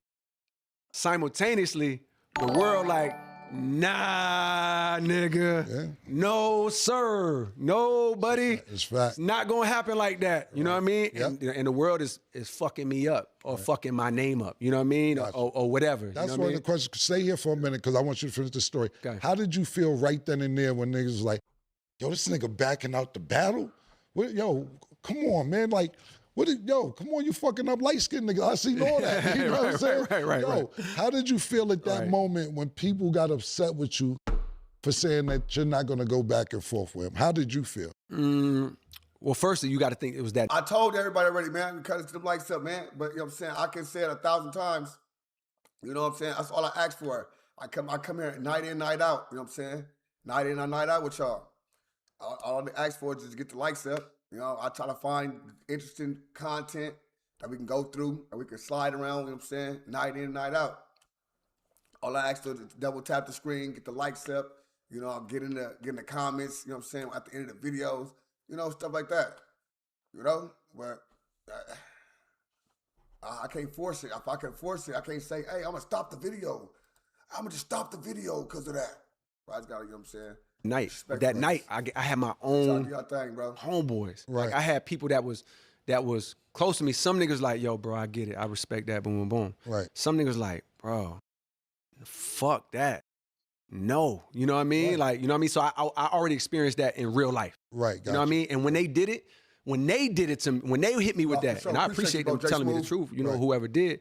But it's like when they hit me with it, I'm chilling. I didn't give a fuck. Like because I knew in my heart I did what was right for me. And it means more coming from them than social or whatever. There you right, go. Exactly. There you go. However, what I will say is, like, to your point, when the world start appreciate that, giving man. me them hands, right? And I respect it. I appreciate it, bro. If you know, I'm about to send. I got my own clothing line. Mummy does. Couple of my peoples that's top commenters, top donators and stuff like that. I got clothes for them, so I've been hitting them on Instagram, sending them packages of clothes and all that type of stuff. I give back to people, you know what I'm saying, because I appreciate y'all just like I know y'all appreciate everybody, I'm saying, so I appreciate that as well, you know what I'm saying. I learned from y'all learn from me, and that's what it is, you know what I'm saying. But J. Cole, I feel J. Cole, man, you gotta understand, somebody gonna do what they gonna do, bro. That felt good to him. You understand that? Like, when something feel good to you, bro, you got to go what's good to you. And the crowd going to tell you what they feel. Some of these people, they want you to go battle because it's good for rap. But 9 times out of 10, if they was getting to it with somebody that's their friend, they might be like same way. You know what I'm saying? So That's what it is. That's a grown man. I think J. Cole was a grown man for that, bro. I ain't gonna lie. Like, at first I'm like, damn, J. Cole, because I respect J. Cole. I've been watching J. Cole since the warm-up, all that stuff, you know what I'm saying? So I mess with J. Cole. And but at the same time, he's saying, bro, our relationship, me, man, and stuff was with a person that I mess with was way more stronger and way more respect than to me to go battle because the world want us to battle. You know what I'm saying? So, you know what I'm saying? Appreciate all y'all know that hit that like button. You know, already know. My reaction was I still felt like, nah, like I'm secure in my decision and what I did. But of course, over time, when niggas like, nah, this nigga's over. Right. You know what I mean? Right. Like it's over. The ego and the fear creeps in some. It wasn't dominant, but I did feel it there where it was like, oh shit, like, right. Like, did I fuck up? You know what I mean? Where it's like, it's not a dominant feeling because ultimately I always lean back on. No, 100%. That's why if you look this channel here, now I got ODM Slim Show. It's about drama, YouTube stuff. I do reactions. But my live channel, I try to keep in the hip hop, try to stay hip hop. You know what I'm saying? 90% of it, I say we go to different things here and there sometimes, but 90% of it will be hip hop, bro. And it's about what they got going on in their life, like the growth of them, not, hey, no, this, and that, you know what I'm saying? So if you go back different videos, you'll see this majority is hip hop and history and them telling their story. Jay Smooth, appreciate it, bro, for sure. Appreciate the love. Shout out all the people that subscribe to the channel. Sure. The fact that like, no, nigga, like I got a strong belief in God, and I feel like we know how it feels when it's God. HNS 2K said, hell no, that's weak as F. It's just rap. It is just rap, right? But if it's just rap to the point where a lot of these people ain't cool no more, it ain't just rap to Drake and them. It ain't just rap to Kendrick Lamar and them, right? Well, it was deeper than rap, right? So if I'm involved in something that's deeper than rap to YouTube people, I'm in the middle of something that's deeper than rap to YouTube. So let me go ahead and exit out the middle because I mess with both of y'all. I don't think that's weak, bro. I don't think that's weak, bro. You know what I'm saying? I just feel like, you know what I'm saying? But everybody got their own. Straight up. I don't think that's weak. Straight up. These people got personal stuff. These people going personal. They going personal, bro. Nigga, I ain't got no beef with these niggas for real. Straight up. All I see, you beef with me because I'm cool with him. That's all you tripping on me because I'm cool with him. That's it.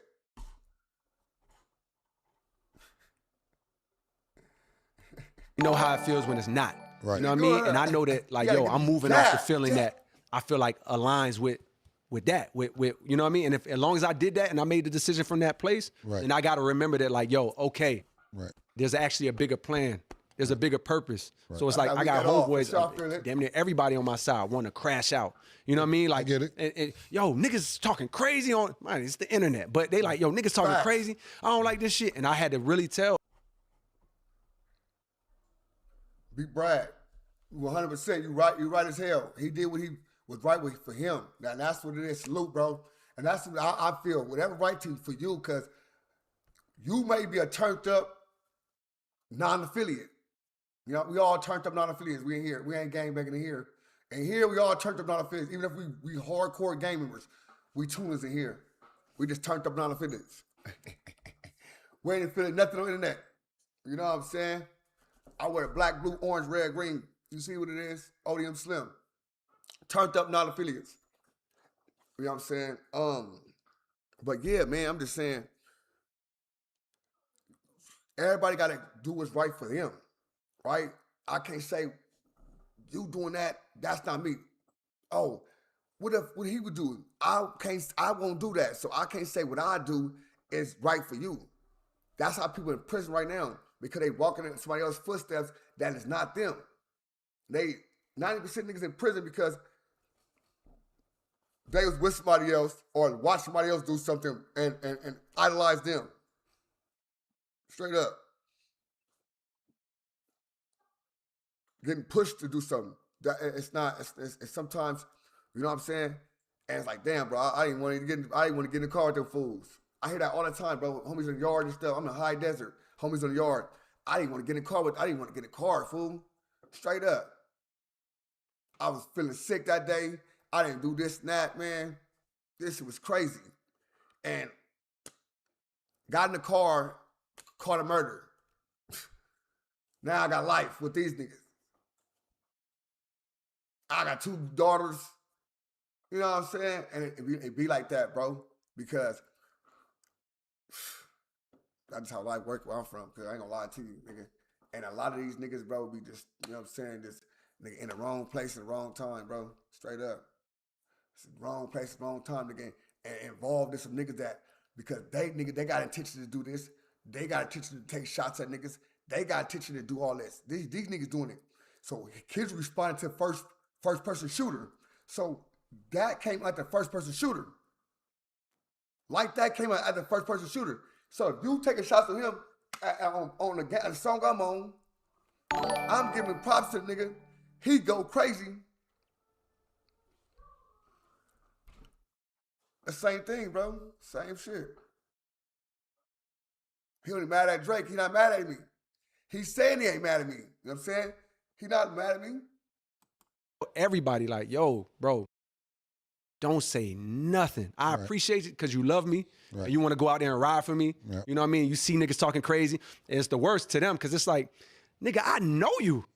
And you be begging niggas to get in shows, coming to the parties, boom, boom. Now all of a sudden you got some shit to say. They got real problems and they want to crash out on people. And I'm telling them like, no, like let me walk through this. Like, let me, whatever the world is got for me, whatever they got to say for me, let me take it. And let me remember or remember that that's not even me. Like who I actually am on the inside.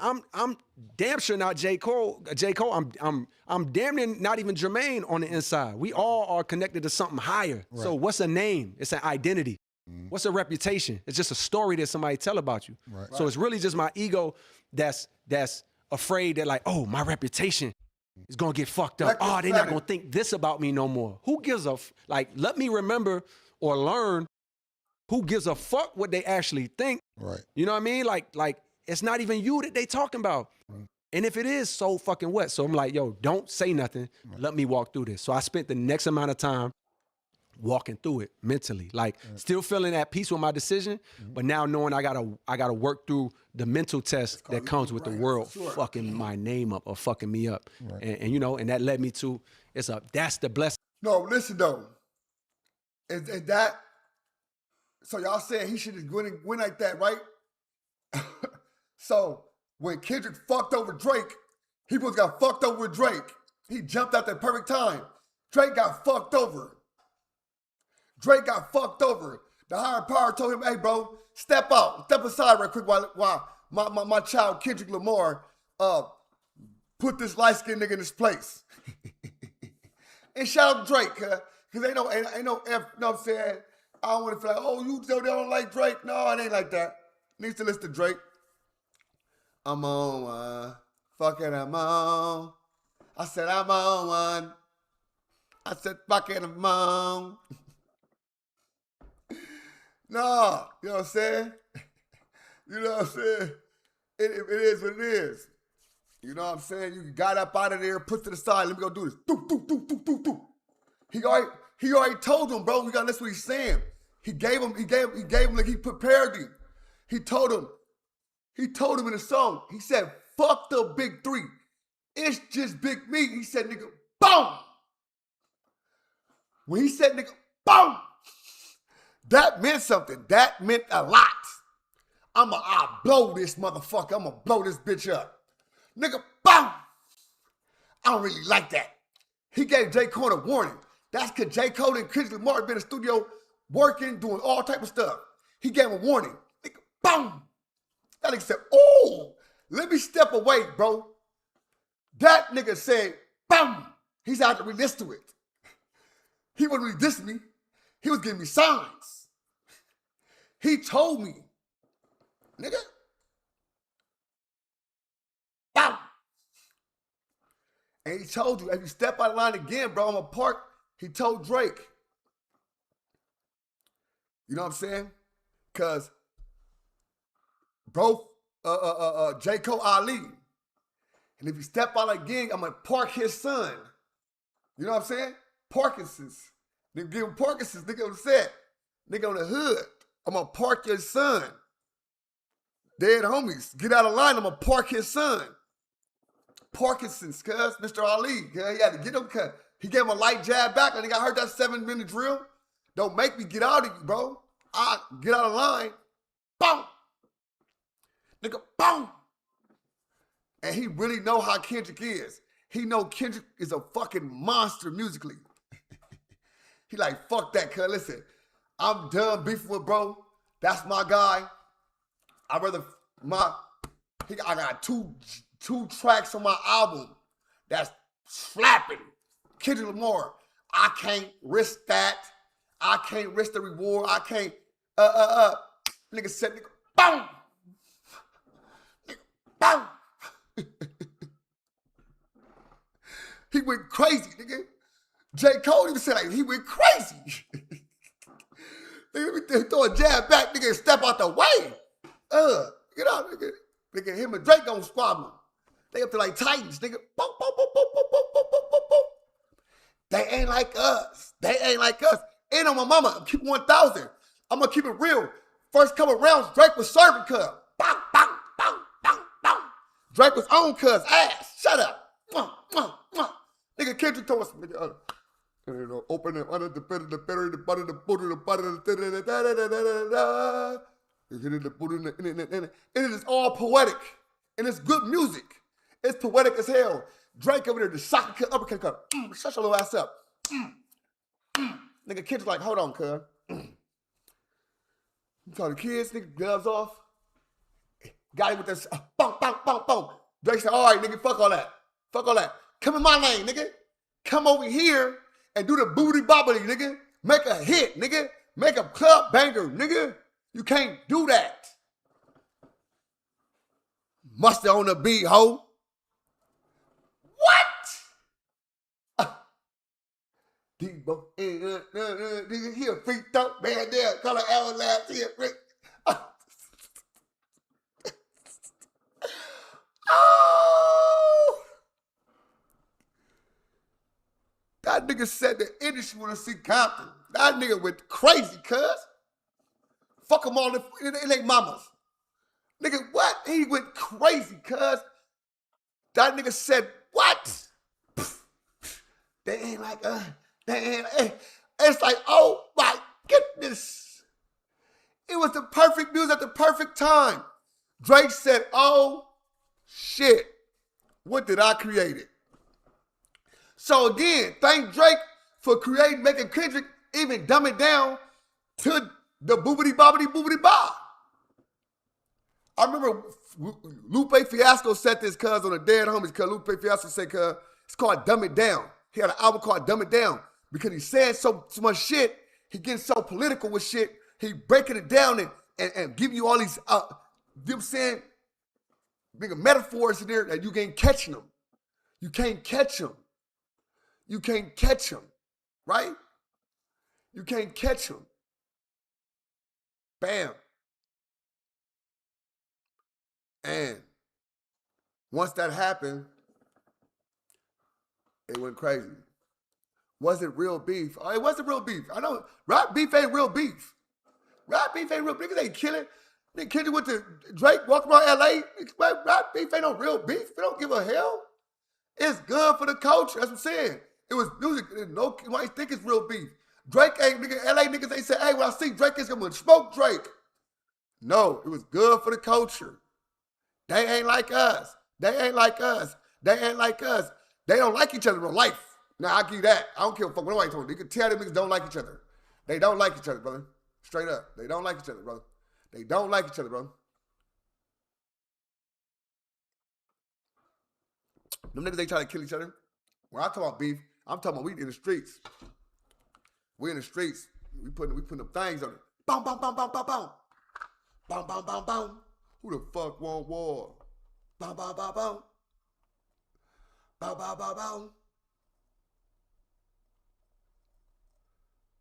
Boom, boom, boom, boom. Hey, Drake bit. They bit Diddy with the whole. That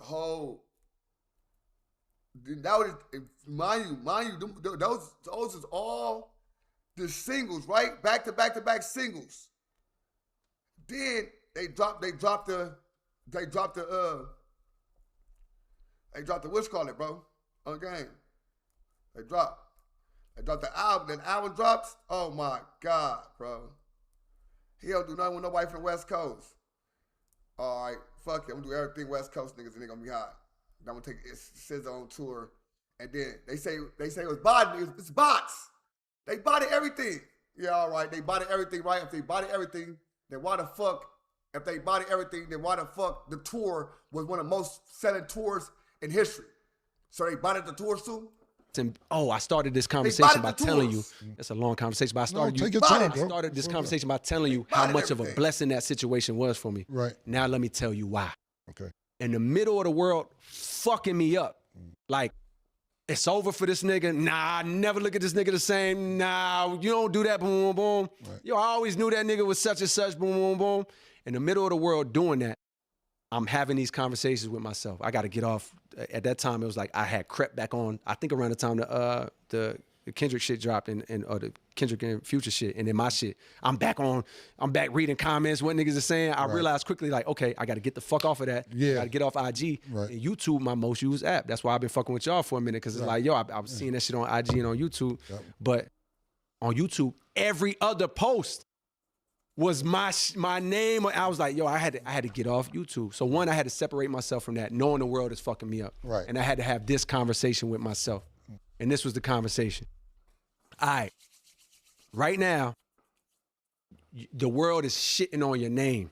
Okay. Whatever you think you've built, you know what I mean? The world got something to say about you, you know what I mean? And boom, boom. How you feel about that? I mean, shit. I mean, it don't feel great, you know what I mean? But like. No. No, I'm saying Drake, first couple rounds, Drake was doing the shit. But they not like us. I feel like Drake got him the first couple of rounds. When he dropped the poet stuff, I think Drake got him. I think Drake was getting him. But then he was that slow, you know what I'm saying? Kids was driving that slow shit, like whoop, whoop, whoop, and doing poetry. And Drake was getting him. And then when Drake talked about his son, when Kendrick talked about his son and made the song to his, it's like, oh, he made a song to your mama and your kid and your son. Oh, shit. It's like, oh, Kendrick, oh, now we talking, Kendrick. And then They Ain't Like Us came out. It was like, oh, shit, there we go. There we go. Fucked him. Boom. Knocked him out the park. This doof. Doof. You know, whatever I'm saying to myself. Doof. Then the question is like, no, Drake was going crazy. Can you control any of that? Can you control what anybody says or thinks about you? You know what I mean? Can you do that? Of course, the answer I'm telling myself is like, oh, no, I can't control that. Right. Okay, then. Let me ask you another question. This is me talking to myself. Talking to yourself. Let me ask you another question. Why did you ever do this in the first place? Like, did you ever do this? Did you ever put a pen to the paper, make a beat, record a song because you wanted people that you didn't know to always have great things to say about you? Like, is that why you did this? Nah, that's not why I did this. Right. So why did you do this ever? Why did you ever do this in the first place? Right.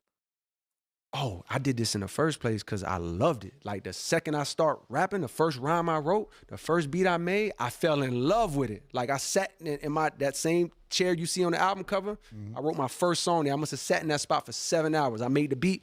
I must have sat in that chair in my crib on my mom and my stepfather's stereo system.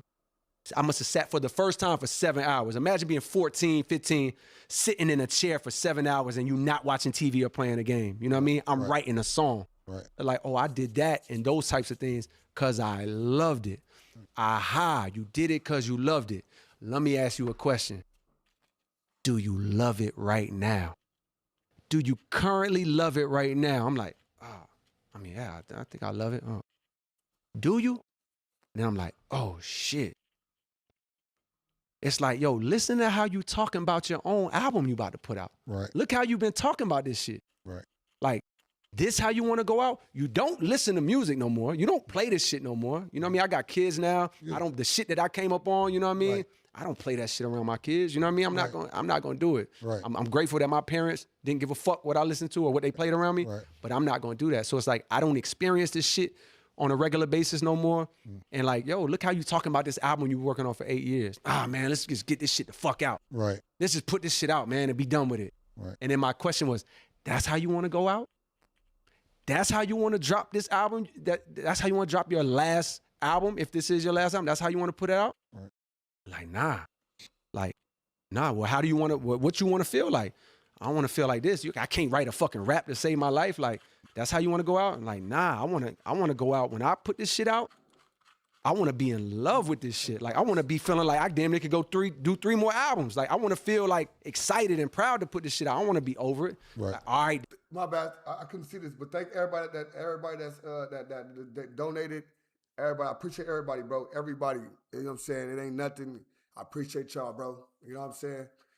This how we rock. We rock like this because, you know what I'm saying, this the little change we get on the super chats and all that, it goes to us every day to keep going. We on the way. Yeah.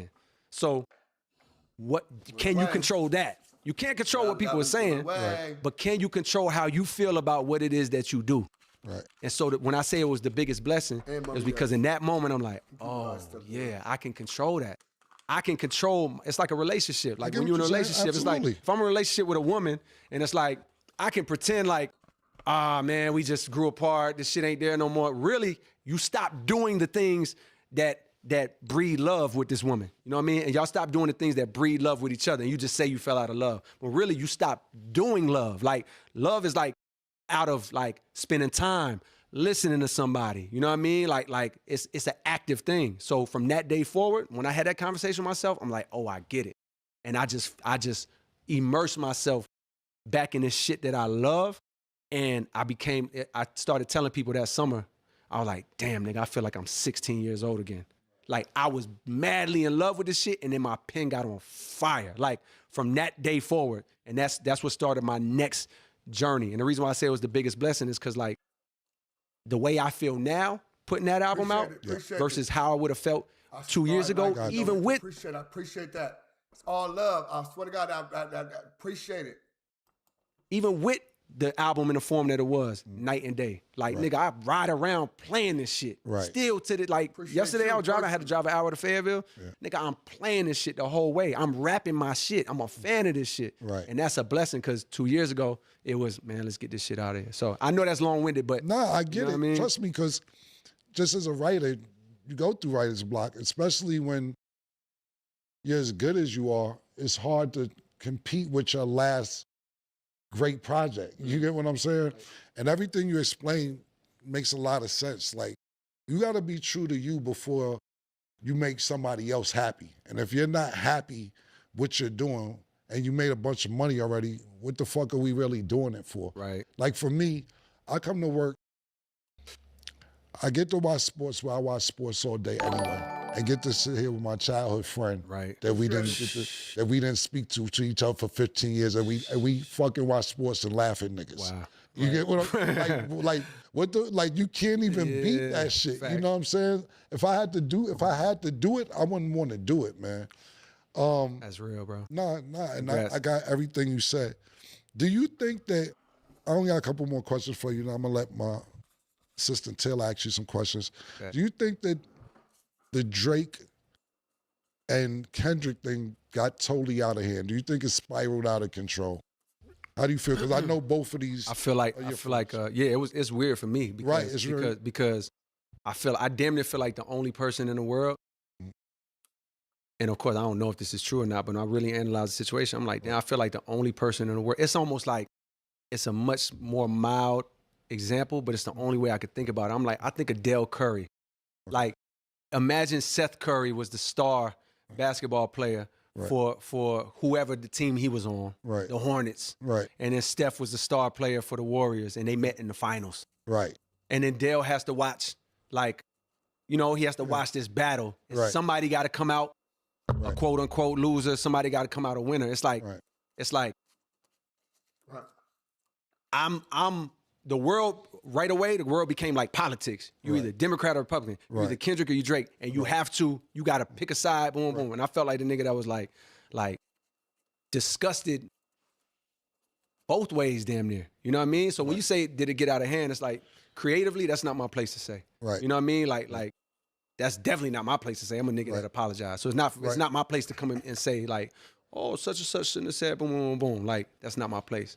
But I think the out of hand that I think is like world reaction, specifically like, to me it's like disgusting how people try to use that opportunity to like either show how they really felt about Drake the whole time, or just like pile on that's a fact. and tear this dude down and like create a narrative as if he's not great or as if he's not fucking amazing or stellar. It's like, yo, if you want to keep it, if you really want to keep it hip hop and boom boom, nigga, judge it on the merits of the battle. Right. Don't discredit. You know what I mean? And I feel like it was a whole campaign, and probably still is to this day. Right. Of like belittling and tearing down what this dude built as if it was some shit we have never seen. That's you know what I mean? So on one hand, it's like, yo, I feel weird, and they're gonna make headlines out of this. You know what I mean? And like and you know, and then the internet and the people that feed into the fucking algorithms and get money off of clicks or just like pray to get attention off shit they say, they're gonna take this and run with it. But it's really the truth. It's like I root for both of these niggas. Right. You know what I mean? It's like it's weird because to see a moment that Kendrick had, it's like, I'm like, oh my God. Quietly, I'm like, it's weird to say. Because if I'm Drake and I hear this, I'm going to feel away. But I'm going to come back and tell the other truth later, which is like when I see Kendrick get the moment he had, the pop out, the stadium, the Super Bowl. The Grammys. I'm like, I'm just as proud of this nigga as I was when I knew him back then. You know what I mean? Of like, oh, nigga. Like, wow. Right. Like, and I know it's deserved and he handles it so well. You know what I mean? But then at the same time, when I say that, I'm like, but I also hate that for Drake. Right. Because the word, like you see the shit with the at the Grammys when the dude hosted, had some shit to say to Kendrick about the light. Oh yeah, the last time you did something to a light skin. Yeah. I hate that. I'm like, bro, I hate that for him. And I hate how the world turns on him. And simultaneously, I'm over here like, man, I hope Iceman go crazy. Right. Like, I hope this nigga's in his bag and I hope he boom, boom, boom, boom. Simultaneously, I feel that way about both niggas. So I did get conflicted at times in the battle because I'm like, But creatively, that's not my place. Right. But as a critic of like culture, which that word is fucking weird because it's like, nigga, this shit is algorithm based, nigga. This shit is paid campaigns on niggas, positive or negative. But my criticism on the culture is like, ew, like I hate what y'all try to do to this man. Right. Like, you know what I mean? And I hope y'all fail. You know what I mean? And I'm glad to see y'all fail. So it's like I hate to speak on it because it's like I know they're gonna take it a certain way, but that's genuinely my truth. You know what I mean? Like that's genuinely my truth. Right. You just told us how you feel about them being artists. And I don't know Kendrick, a big fan of his music, but Drake's my man. So I totally feel exactly how you feel, what you just said. And it was a good moment for Kendrick, like you said. And I like his music too, I'm a fan, but as Drake being my friend, it was fucked up. There you go. You know what I'm saying? I agree with that. And so if I put myself in Drake's shoes, even to hear me say, like, I'm happy for Kendrick in a sense. Right. I would, if I'm him, I'm gonna feel like, damn, nigga. Right.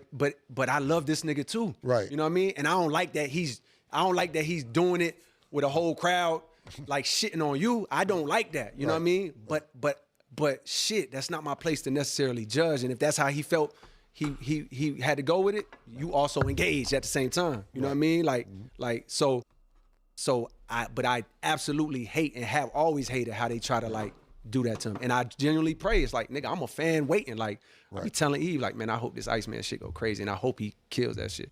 That's so, personally, where you at with them friendship-wise today? I'm in the same place. Right. You know what I mean? Where it's like, yo, I genuinely love these niggas, but I'm not going to act like we've been communicating and talking. You know what I mean? I've had conversations with them like post everything, you know what I mean? But it's not like it's a lot. But that's just, you know, that's me not knowing where they at. Right. Me maybe assuming because I done heard X, Y, and Z. Right. But it has nothing to do with like how I actually feel. I genuinely love these niggas. Like I be wanting to shoot off a text. You know what I mean? Like, I ain't gonna lie, but And even saying that on a mic is But the thing is, you gotta just shoot the text off. So even if you want to feel like I should have take a fuck that nigga, fuck that. You still gotta shoot that text off. You gotta see what's going on, because if you just say I don't know what's going on, you won't know for years, wondering for years. You know what I'm saying? Shoot the text off. Fuck it.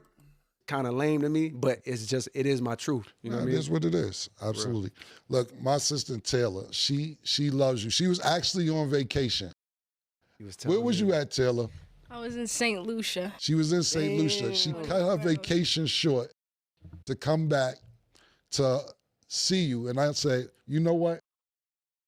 She knows more about you probably than any of your fans. So I told her she could ask you a few questions. And she made it back from St. Lucia. I don't know what hurricane she flew through or how she got here, but she said her last 24 hours was hell. Damn. Getting here just to meet you, because she's been to Dreamville. She's flew to North Carolina to see your concerts. I appreciate so that. on and so forth. So Taylor, a few questions. Knock them out from coming from one of your number one fans. Listen, before we get into the questions, first off, thank you. 2014 Forest Hills Drives really means like a lot to me for a multitude of reasons, and I'm sure you get that all the time. But also thank you to you for allowing this opportunity. Yeah, no problem. Yeah, definitely last 24 hours. If I didn't get off that island 24 hours ago, I would have been stuck there till Friday. So. And you came just so you could be here for this? You cut it short? Listen, Man. I made mountains move just I for really this. So appreciate that. I really appreciate you too. Oh my, that's hard, but man. great interview so far, and I just want to kind of go back on some of the things hard. that you spoke on, especially with writing. Okay. I know in 2021, when you left Rock Nation, you acquired your master's. Mm-hmm. How has your writing process been? Maybe it changed for you since having full ownership? The ownership has nothing to do with it. And I also want to say on your platform, because I think I said it on the podcast we did, but you know, people, that's a very small audience of people that just fuck with me. So, but how I even got my master's back in the first place is because Jay and Rock Nation agreed to switch my record deal over to a distribution deal, you know what I mean? Which gave me a much larger chunk of ownership than I had previously, you know what I mean? Which set me, I just did want to say that because people just think like I just got my master back, but really it's like, I got him back a little early because, you know, one, I had leverage, but also Rock Nation did the right thing and like overly blessed me by switching that to a distribution deal. And I never said that publicly, I don't think. So I did, while you asked that question, I did just want to mention that. But the ownership of my music never changed my writing process. I honestly don't even think about that side of it. But how has my writing process changed? I've experimented with multiple. It used to be one way. When I was at that beat machine on the cover of the album, I just sit down in a spot, stay there for 2 hours, 3 hours, and just lock in and focus. And like that was my process. But as I gotten older, I've experimented. Like there's songs I got where it's like I'm doing like how Future and Uzi and them do, where it's like I'm doing a line at a time. You know what I mean? There's songs that I got where I try that. It's not my bread and butter, but I have experimented with it. And there's times where, you know, I might just write a verse one day and it's like, oh, I know what this song is. Let me put it away, come back to it, write the next verse. But the thing that I learned after I said I fell back in love with this shit and that's what got me to the finish line on the album. The thing that I relearned about myself is like, oh, wait. I'm a solitude nigga. I write my best in solitude. Like, not just like, oh, I'm in a room by myself. Like, no, like, I would start flying up. You know, I'm a full-time dad, really. Like, my studio's in the crib, my gym is in the crib. So it's like, I'm always around my kids, even when they're at school, they homeschool. So it's like, I'm always around the kids. But what I learned is, if I go to a hotel room where I could just be in a hotel room all day, write all day, listen to music all day, make a beat all day, fall asleep while working on the beat, wake up, open the laptop and press play on the beat again. If I get 2-3 days of solitude, let alone if I get 5, that's when I'm like super tapped in. And it's like, when I could just, because, and I thought about it, I'm like, oh yeah, cause nigga, that's what you was used to. I'm in the college in my apartment, just in my room, dolo, like writing. But now with kids, I had to remind myself like, oh wait, I write good at the house. I don't write some crazy shit at the house while they write upstairs or whatever. Sometimes I don't wrote some fire shit while they write in the living room and they write in the kitchen, I'm in the living room. But my best, where if I know I need to knock some shit out and I go get 2 days alone, 3 days alone, where I could just damn near feel like a teenager again or a 20-year-old again, I get so productive. And that's when my pen can really like light on fire. So I don't know if that's a change, but I just rediscovered how important that is for me if I really want to like lock in. It's Aquarius shit right there. You gotta be dolo sometime, man. Word up. When your birthday? February 4th, Oh, man. yes, yeah, I'm the same way. Like, I be out here a lot by myself because I think better by myself. That's just me too. I didn't mean to interrupt, but I'm chiming in on the same shit. I gotta be by myself to be creative a lot of times. Facts. Yeah, that kind of falls into my next question because I know you did a 7-part series for the release of your new album where you went to different cities in North Carolina and New York, as far as Arizona, in the Honda Civic. Mm-hmm. Being that you are considered the big three, what keeps you hungry? Is there something specific to keep that same hunger that you had when you were originally going to college campuses and selling, you know, your CDs? That's a great question now? too. What kept me hungry to get to this finish line was the whole concept of the Fall Off was born after Forest Hills Drive, the album you was talking about. Mm-hmm. When I got off that tour, for the first time, like, you know, I was chasing this shit. I told you, I'm waiting outside for Jay-Z. Like, my whole life was about getting to where I wanted to be and some occasional partying. You know what I mean? But, like, my whole life was getting to where I wanted to be. And so after that album, that tour was the biggest thing I had ever done. The album was the biggest thing I ever done. The singles was going crazy. And I didn't even make it to have singles, but the songs was going crazy. And so after that tour, I, for the first time, was like, I sat on the couch, me and my wife, I had just got married. We watched television for the first time. I hadn't watched TV 10 years maybe, because I was just trying to get it. I sat down, I watched Power. I watched fucking How to Get Away with Murder. I watched Narcos at the time. It was a show called All Mom Out, Caribbean Life. I sat on the couch every day, made beats and watched TV. And I felt, for the first time in a long time, I felt comfort. I had not felt comfort in a minute. And with that comfort, that shit made me start like self-reflecting. Mind you, I was meditating every day back then. So when you meditate consistently, you very in tune with your emotions and your thoughts. So this comfort was making me think to myself like, yo, you kind of comfortable. And I had already been thinking about retiring for some reason. At like after Born Sinner, I was like, I'll do one more album and then maybe retire. So I was like, yo, you did what you, after Forest Hill Drive, after that tour, I'm like, yo, you kind of did what you set out to do. Like, my nigga, you made it to the mountaintop. Like, you know you could chill, right? Like, you don't got to keep going. You could retire right now, like you were saying. Do you want to do that? And I was like, yo, that kind of sound good because I'm liking this. But I had an honest conversation with myself. And I'm like, yo, are you ready yet? And the thought was like, nah, not yet. All right, why ain't you ready yet? Because when I go out, I want to go out with every ability maxed out. I damn near look at it like 2K. You know when you're creating a player in 2K and you got certain shit that you could put up, like speed, stamina, boom, boom. I felt like when I was younger, I had my bars and my flows and my ferociousness as a battle rapper, because that's how I came up, like a damn near like a cannabis type battle rapper. Like all my shit was maxed out. Then when I got storytelling, my storytelling got maxed out. The only thing that hadn't maxed out yet was what Forest Hill Drive has, which is like the best songwriting, hooks, bridge, storytelling, wisdom, boom, boom. Like I was tapped all the way in on that album.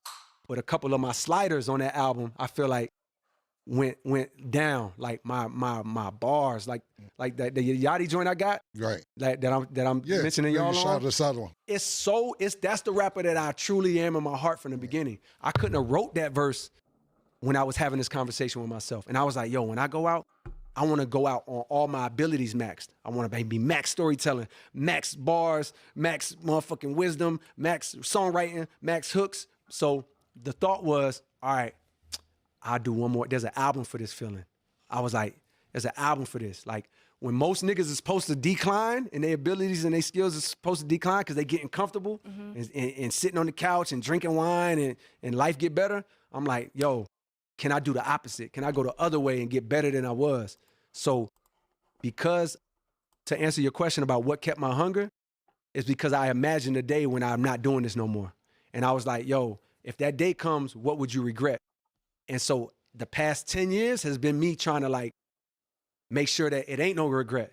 You know what I mean? Like make sure there's no regret that I left on the table. So that's what kept me hungry. I'm like, yo, you said this is what you want to do. I didn't know it would take 10 years. I thought that shit was going to be 3 years tops, but it took 10 years. And it's like, that kept me hungry of like, yo, don't be 50, 60 looking back like you ain't scrape it all off the table, skill-wise and ability-wise. Right. So would you say that you're comfortable now that the album's dropped? Yes. Are you seriously considering retirement? Yes, some days. You know what I mean? And some days I'm like, yo, I got an idea. You know what I mean? But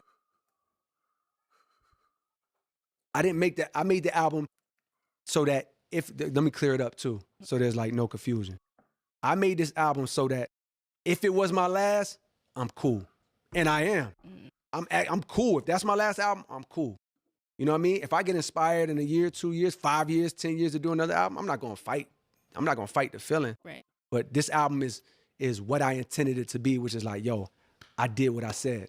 Now, it just so happens, because of what happened 2 years ago, I'm very inspired right now because I fell back in love with this shit. So I got ideas for beats, for production. I got ideas for verses, for songs. Like, maybe I do a project. Maybe I don't get inspired enough to do a project. Maybe I never drop another album again. And if I don't, guess what? I don't give a fuck because I did this. Right. You know what I mean? I don't know if that clears it up, but it's like... Basically, what she's saying is don't retire, nigga. That's what it boiled down to. Cool. Like, yo, well, I'm just clearing it up for the fan base because it's like, you've given us mixtapes, features, albums. We don't want it to end, right? And also, when you dropped this and you did the 7-part series, you showed us a lot more like visuals than normal, and that got us even more excited. And I'm speaking like the whole fan base, I appreciate it. just from the environment, the community that I'm in. Like, we want to see more of you, even on the creative side of the visuals, even outside of music as well. We just don't want you to be retired, go recluse, and then we never hear about J. Cole ever again, you know? If you retire, would you still tour? Yeah, I actually do have a vision of like, if I never put another album out, I would want to tour 2 albums. Okay. Forest Hill Drive and The Fall Off.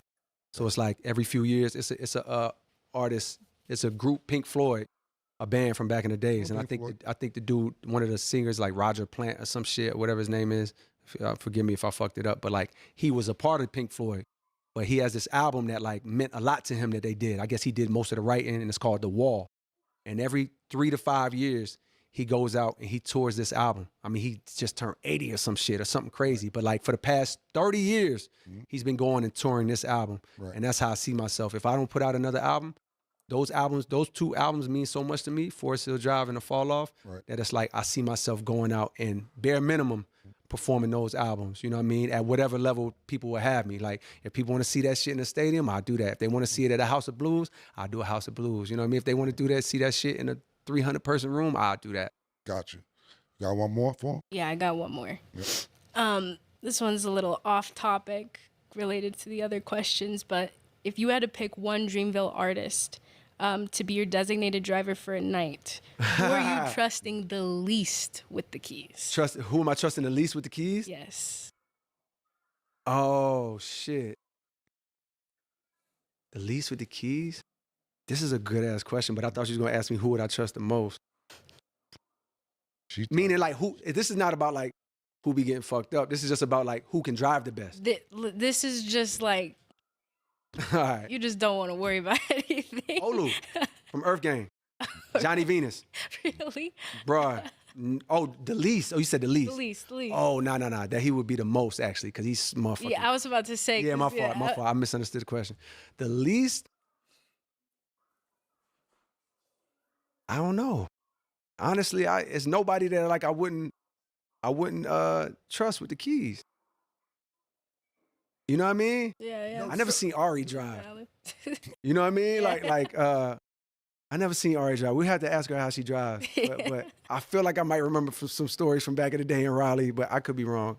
I remember when she had the Kia Soul or whatever, but I don't know. That's a hard question because I would trust them. I would trust them all as long as they wasn't drinking. You know what I mean? You could drive me. Yeah, that's. Hell yeah. Anyone from your camp, Cam? Nah, I was letting you wrap it up, man. Right, cool. Matching the Dreamville jacket with the Air. You fly today, man. Listen. Oh, I ain't even peeped the Air Max with the purple and the hornets. Yeah. Oh, I'm happy you came through, man, bro. Thank you, dog. Me too. Appreciate it. Thanks, man. They did it up, bro. They did it up. The Dreamville J. Cole. What's the deal, man? J. Cole, man, doing his thing, man. He did his thing.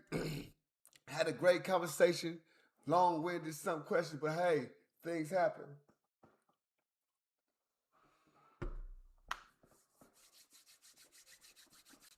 Y'all can double tap the screen before y'all get up out of here. All my Discord people, we gonna be in Discord. Yeah. I'm sore as hell, tired. I'll see y'all in a minute, man. Appreciate y'all. See y'all tomorrow. Mañana. Oh, but I'll be on the tomorrow. I'll be on the ODM Slim Show live. So y'all gotta catch it live over there on Saturdays. You know what I'm saying? Mañana. Mañana. See y'all tomorrow, man. You know what I'm saying? We're gonna be over there talking about different things. We're gonna probably get the morning show going. Probably drop some content and do a night show over there tomorrow. You know what I'm saying? Get that bag. Stay blessed, everybody, man. Stay focused out there, people. You know what I'm saying? I appreciate everybody. Everybody.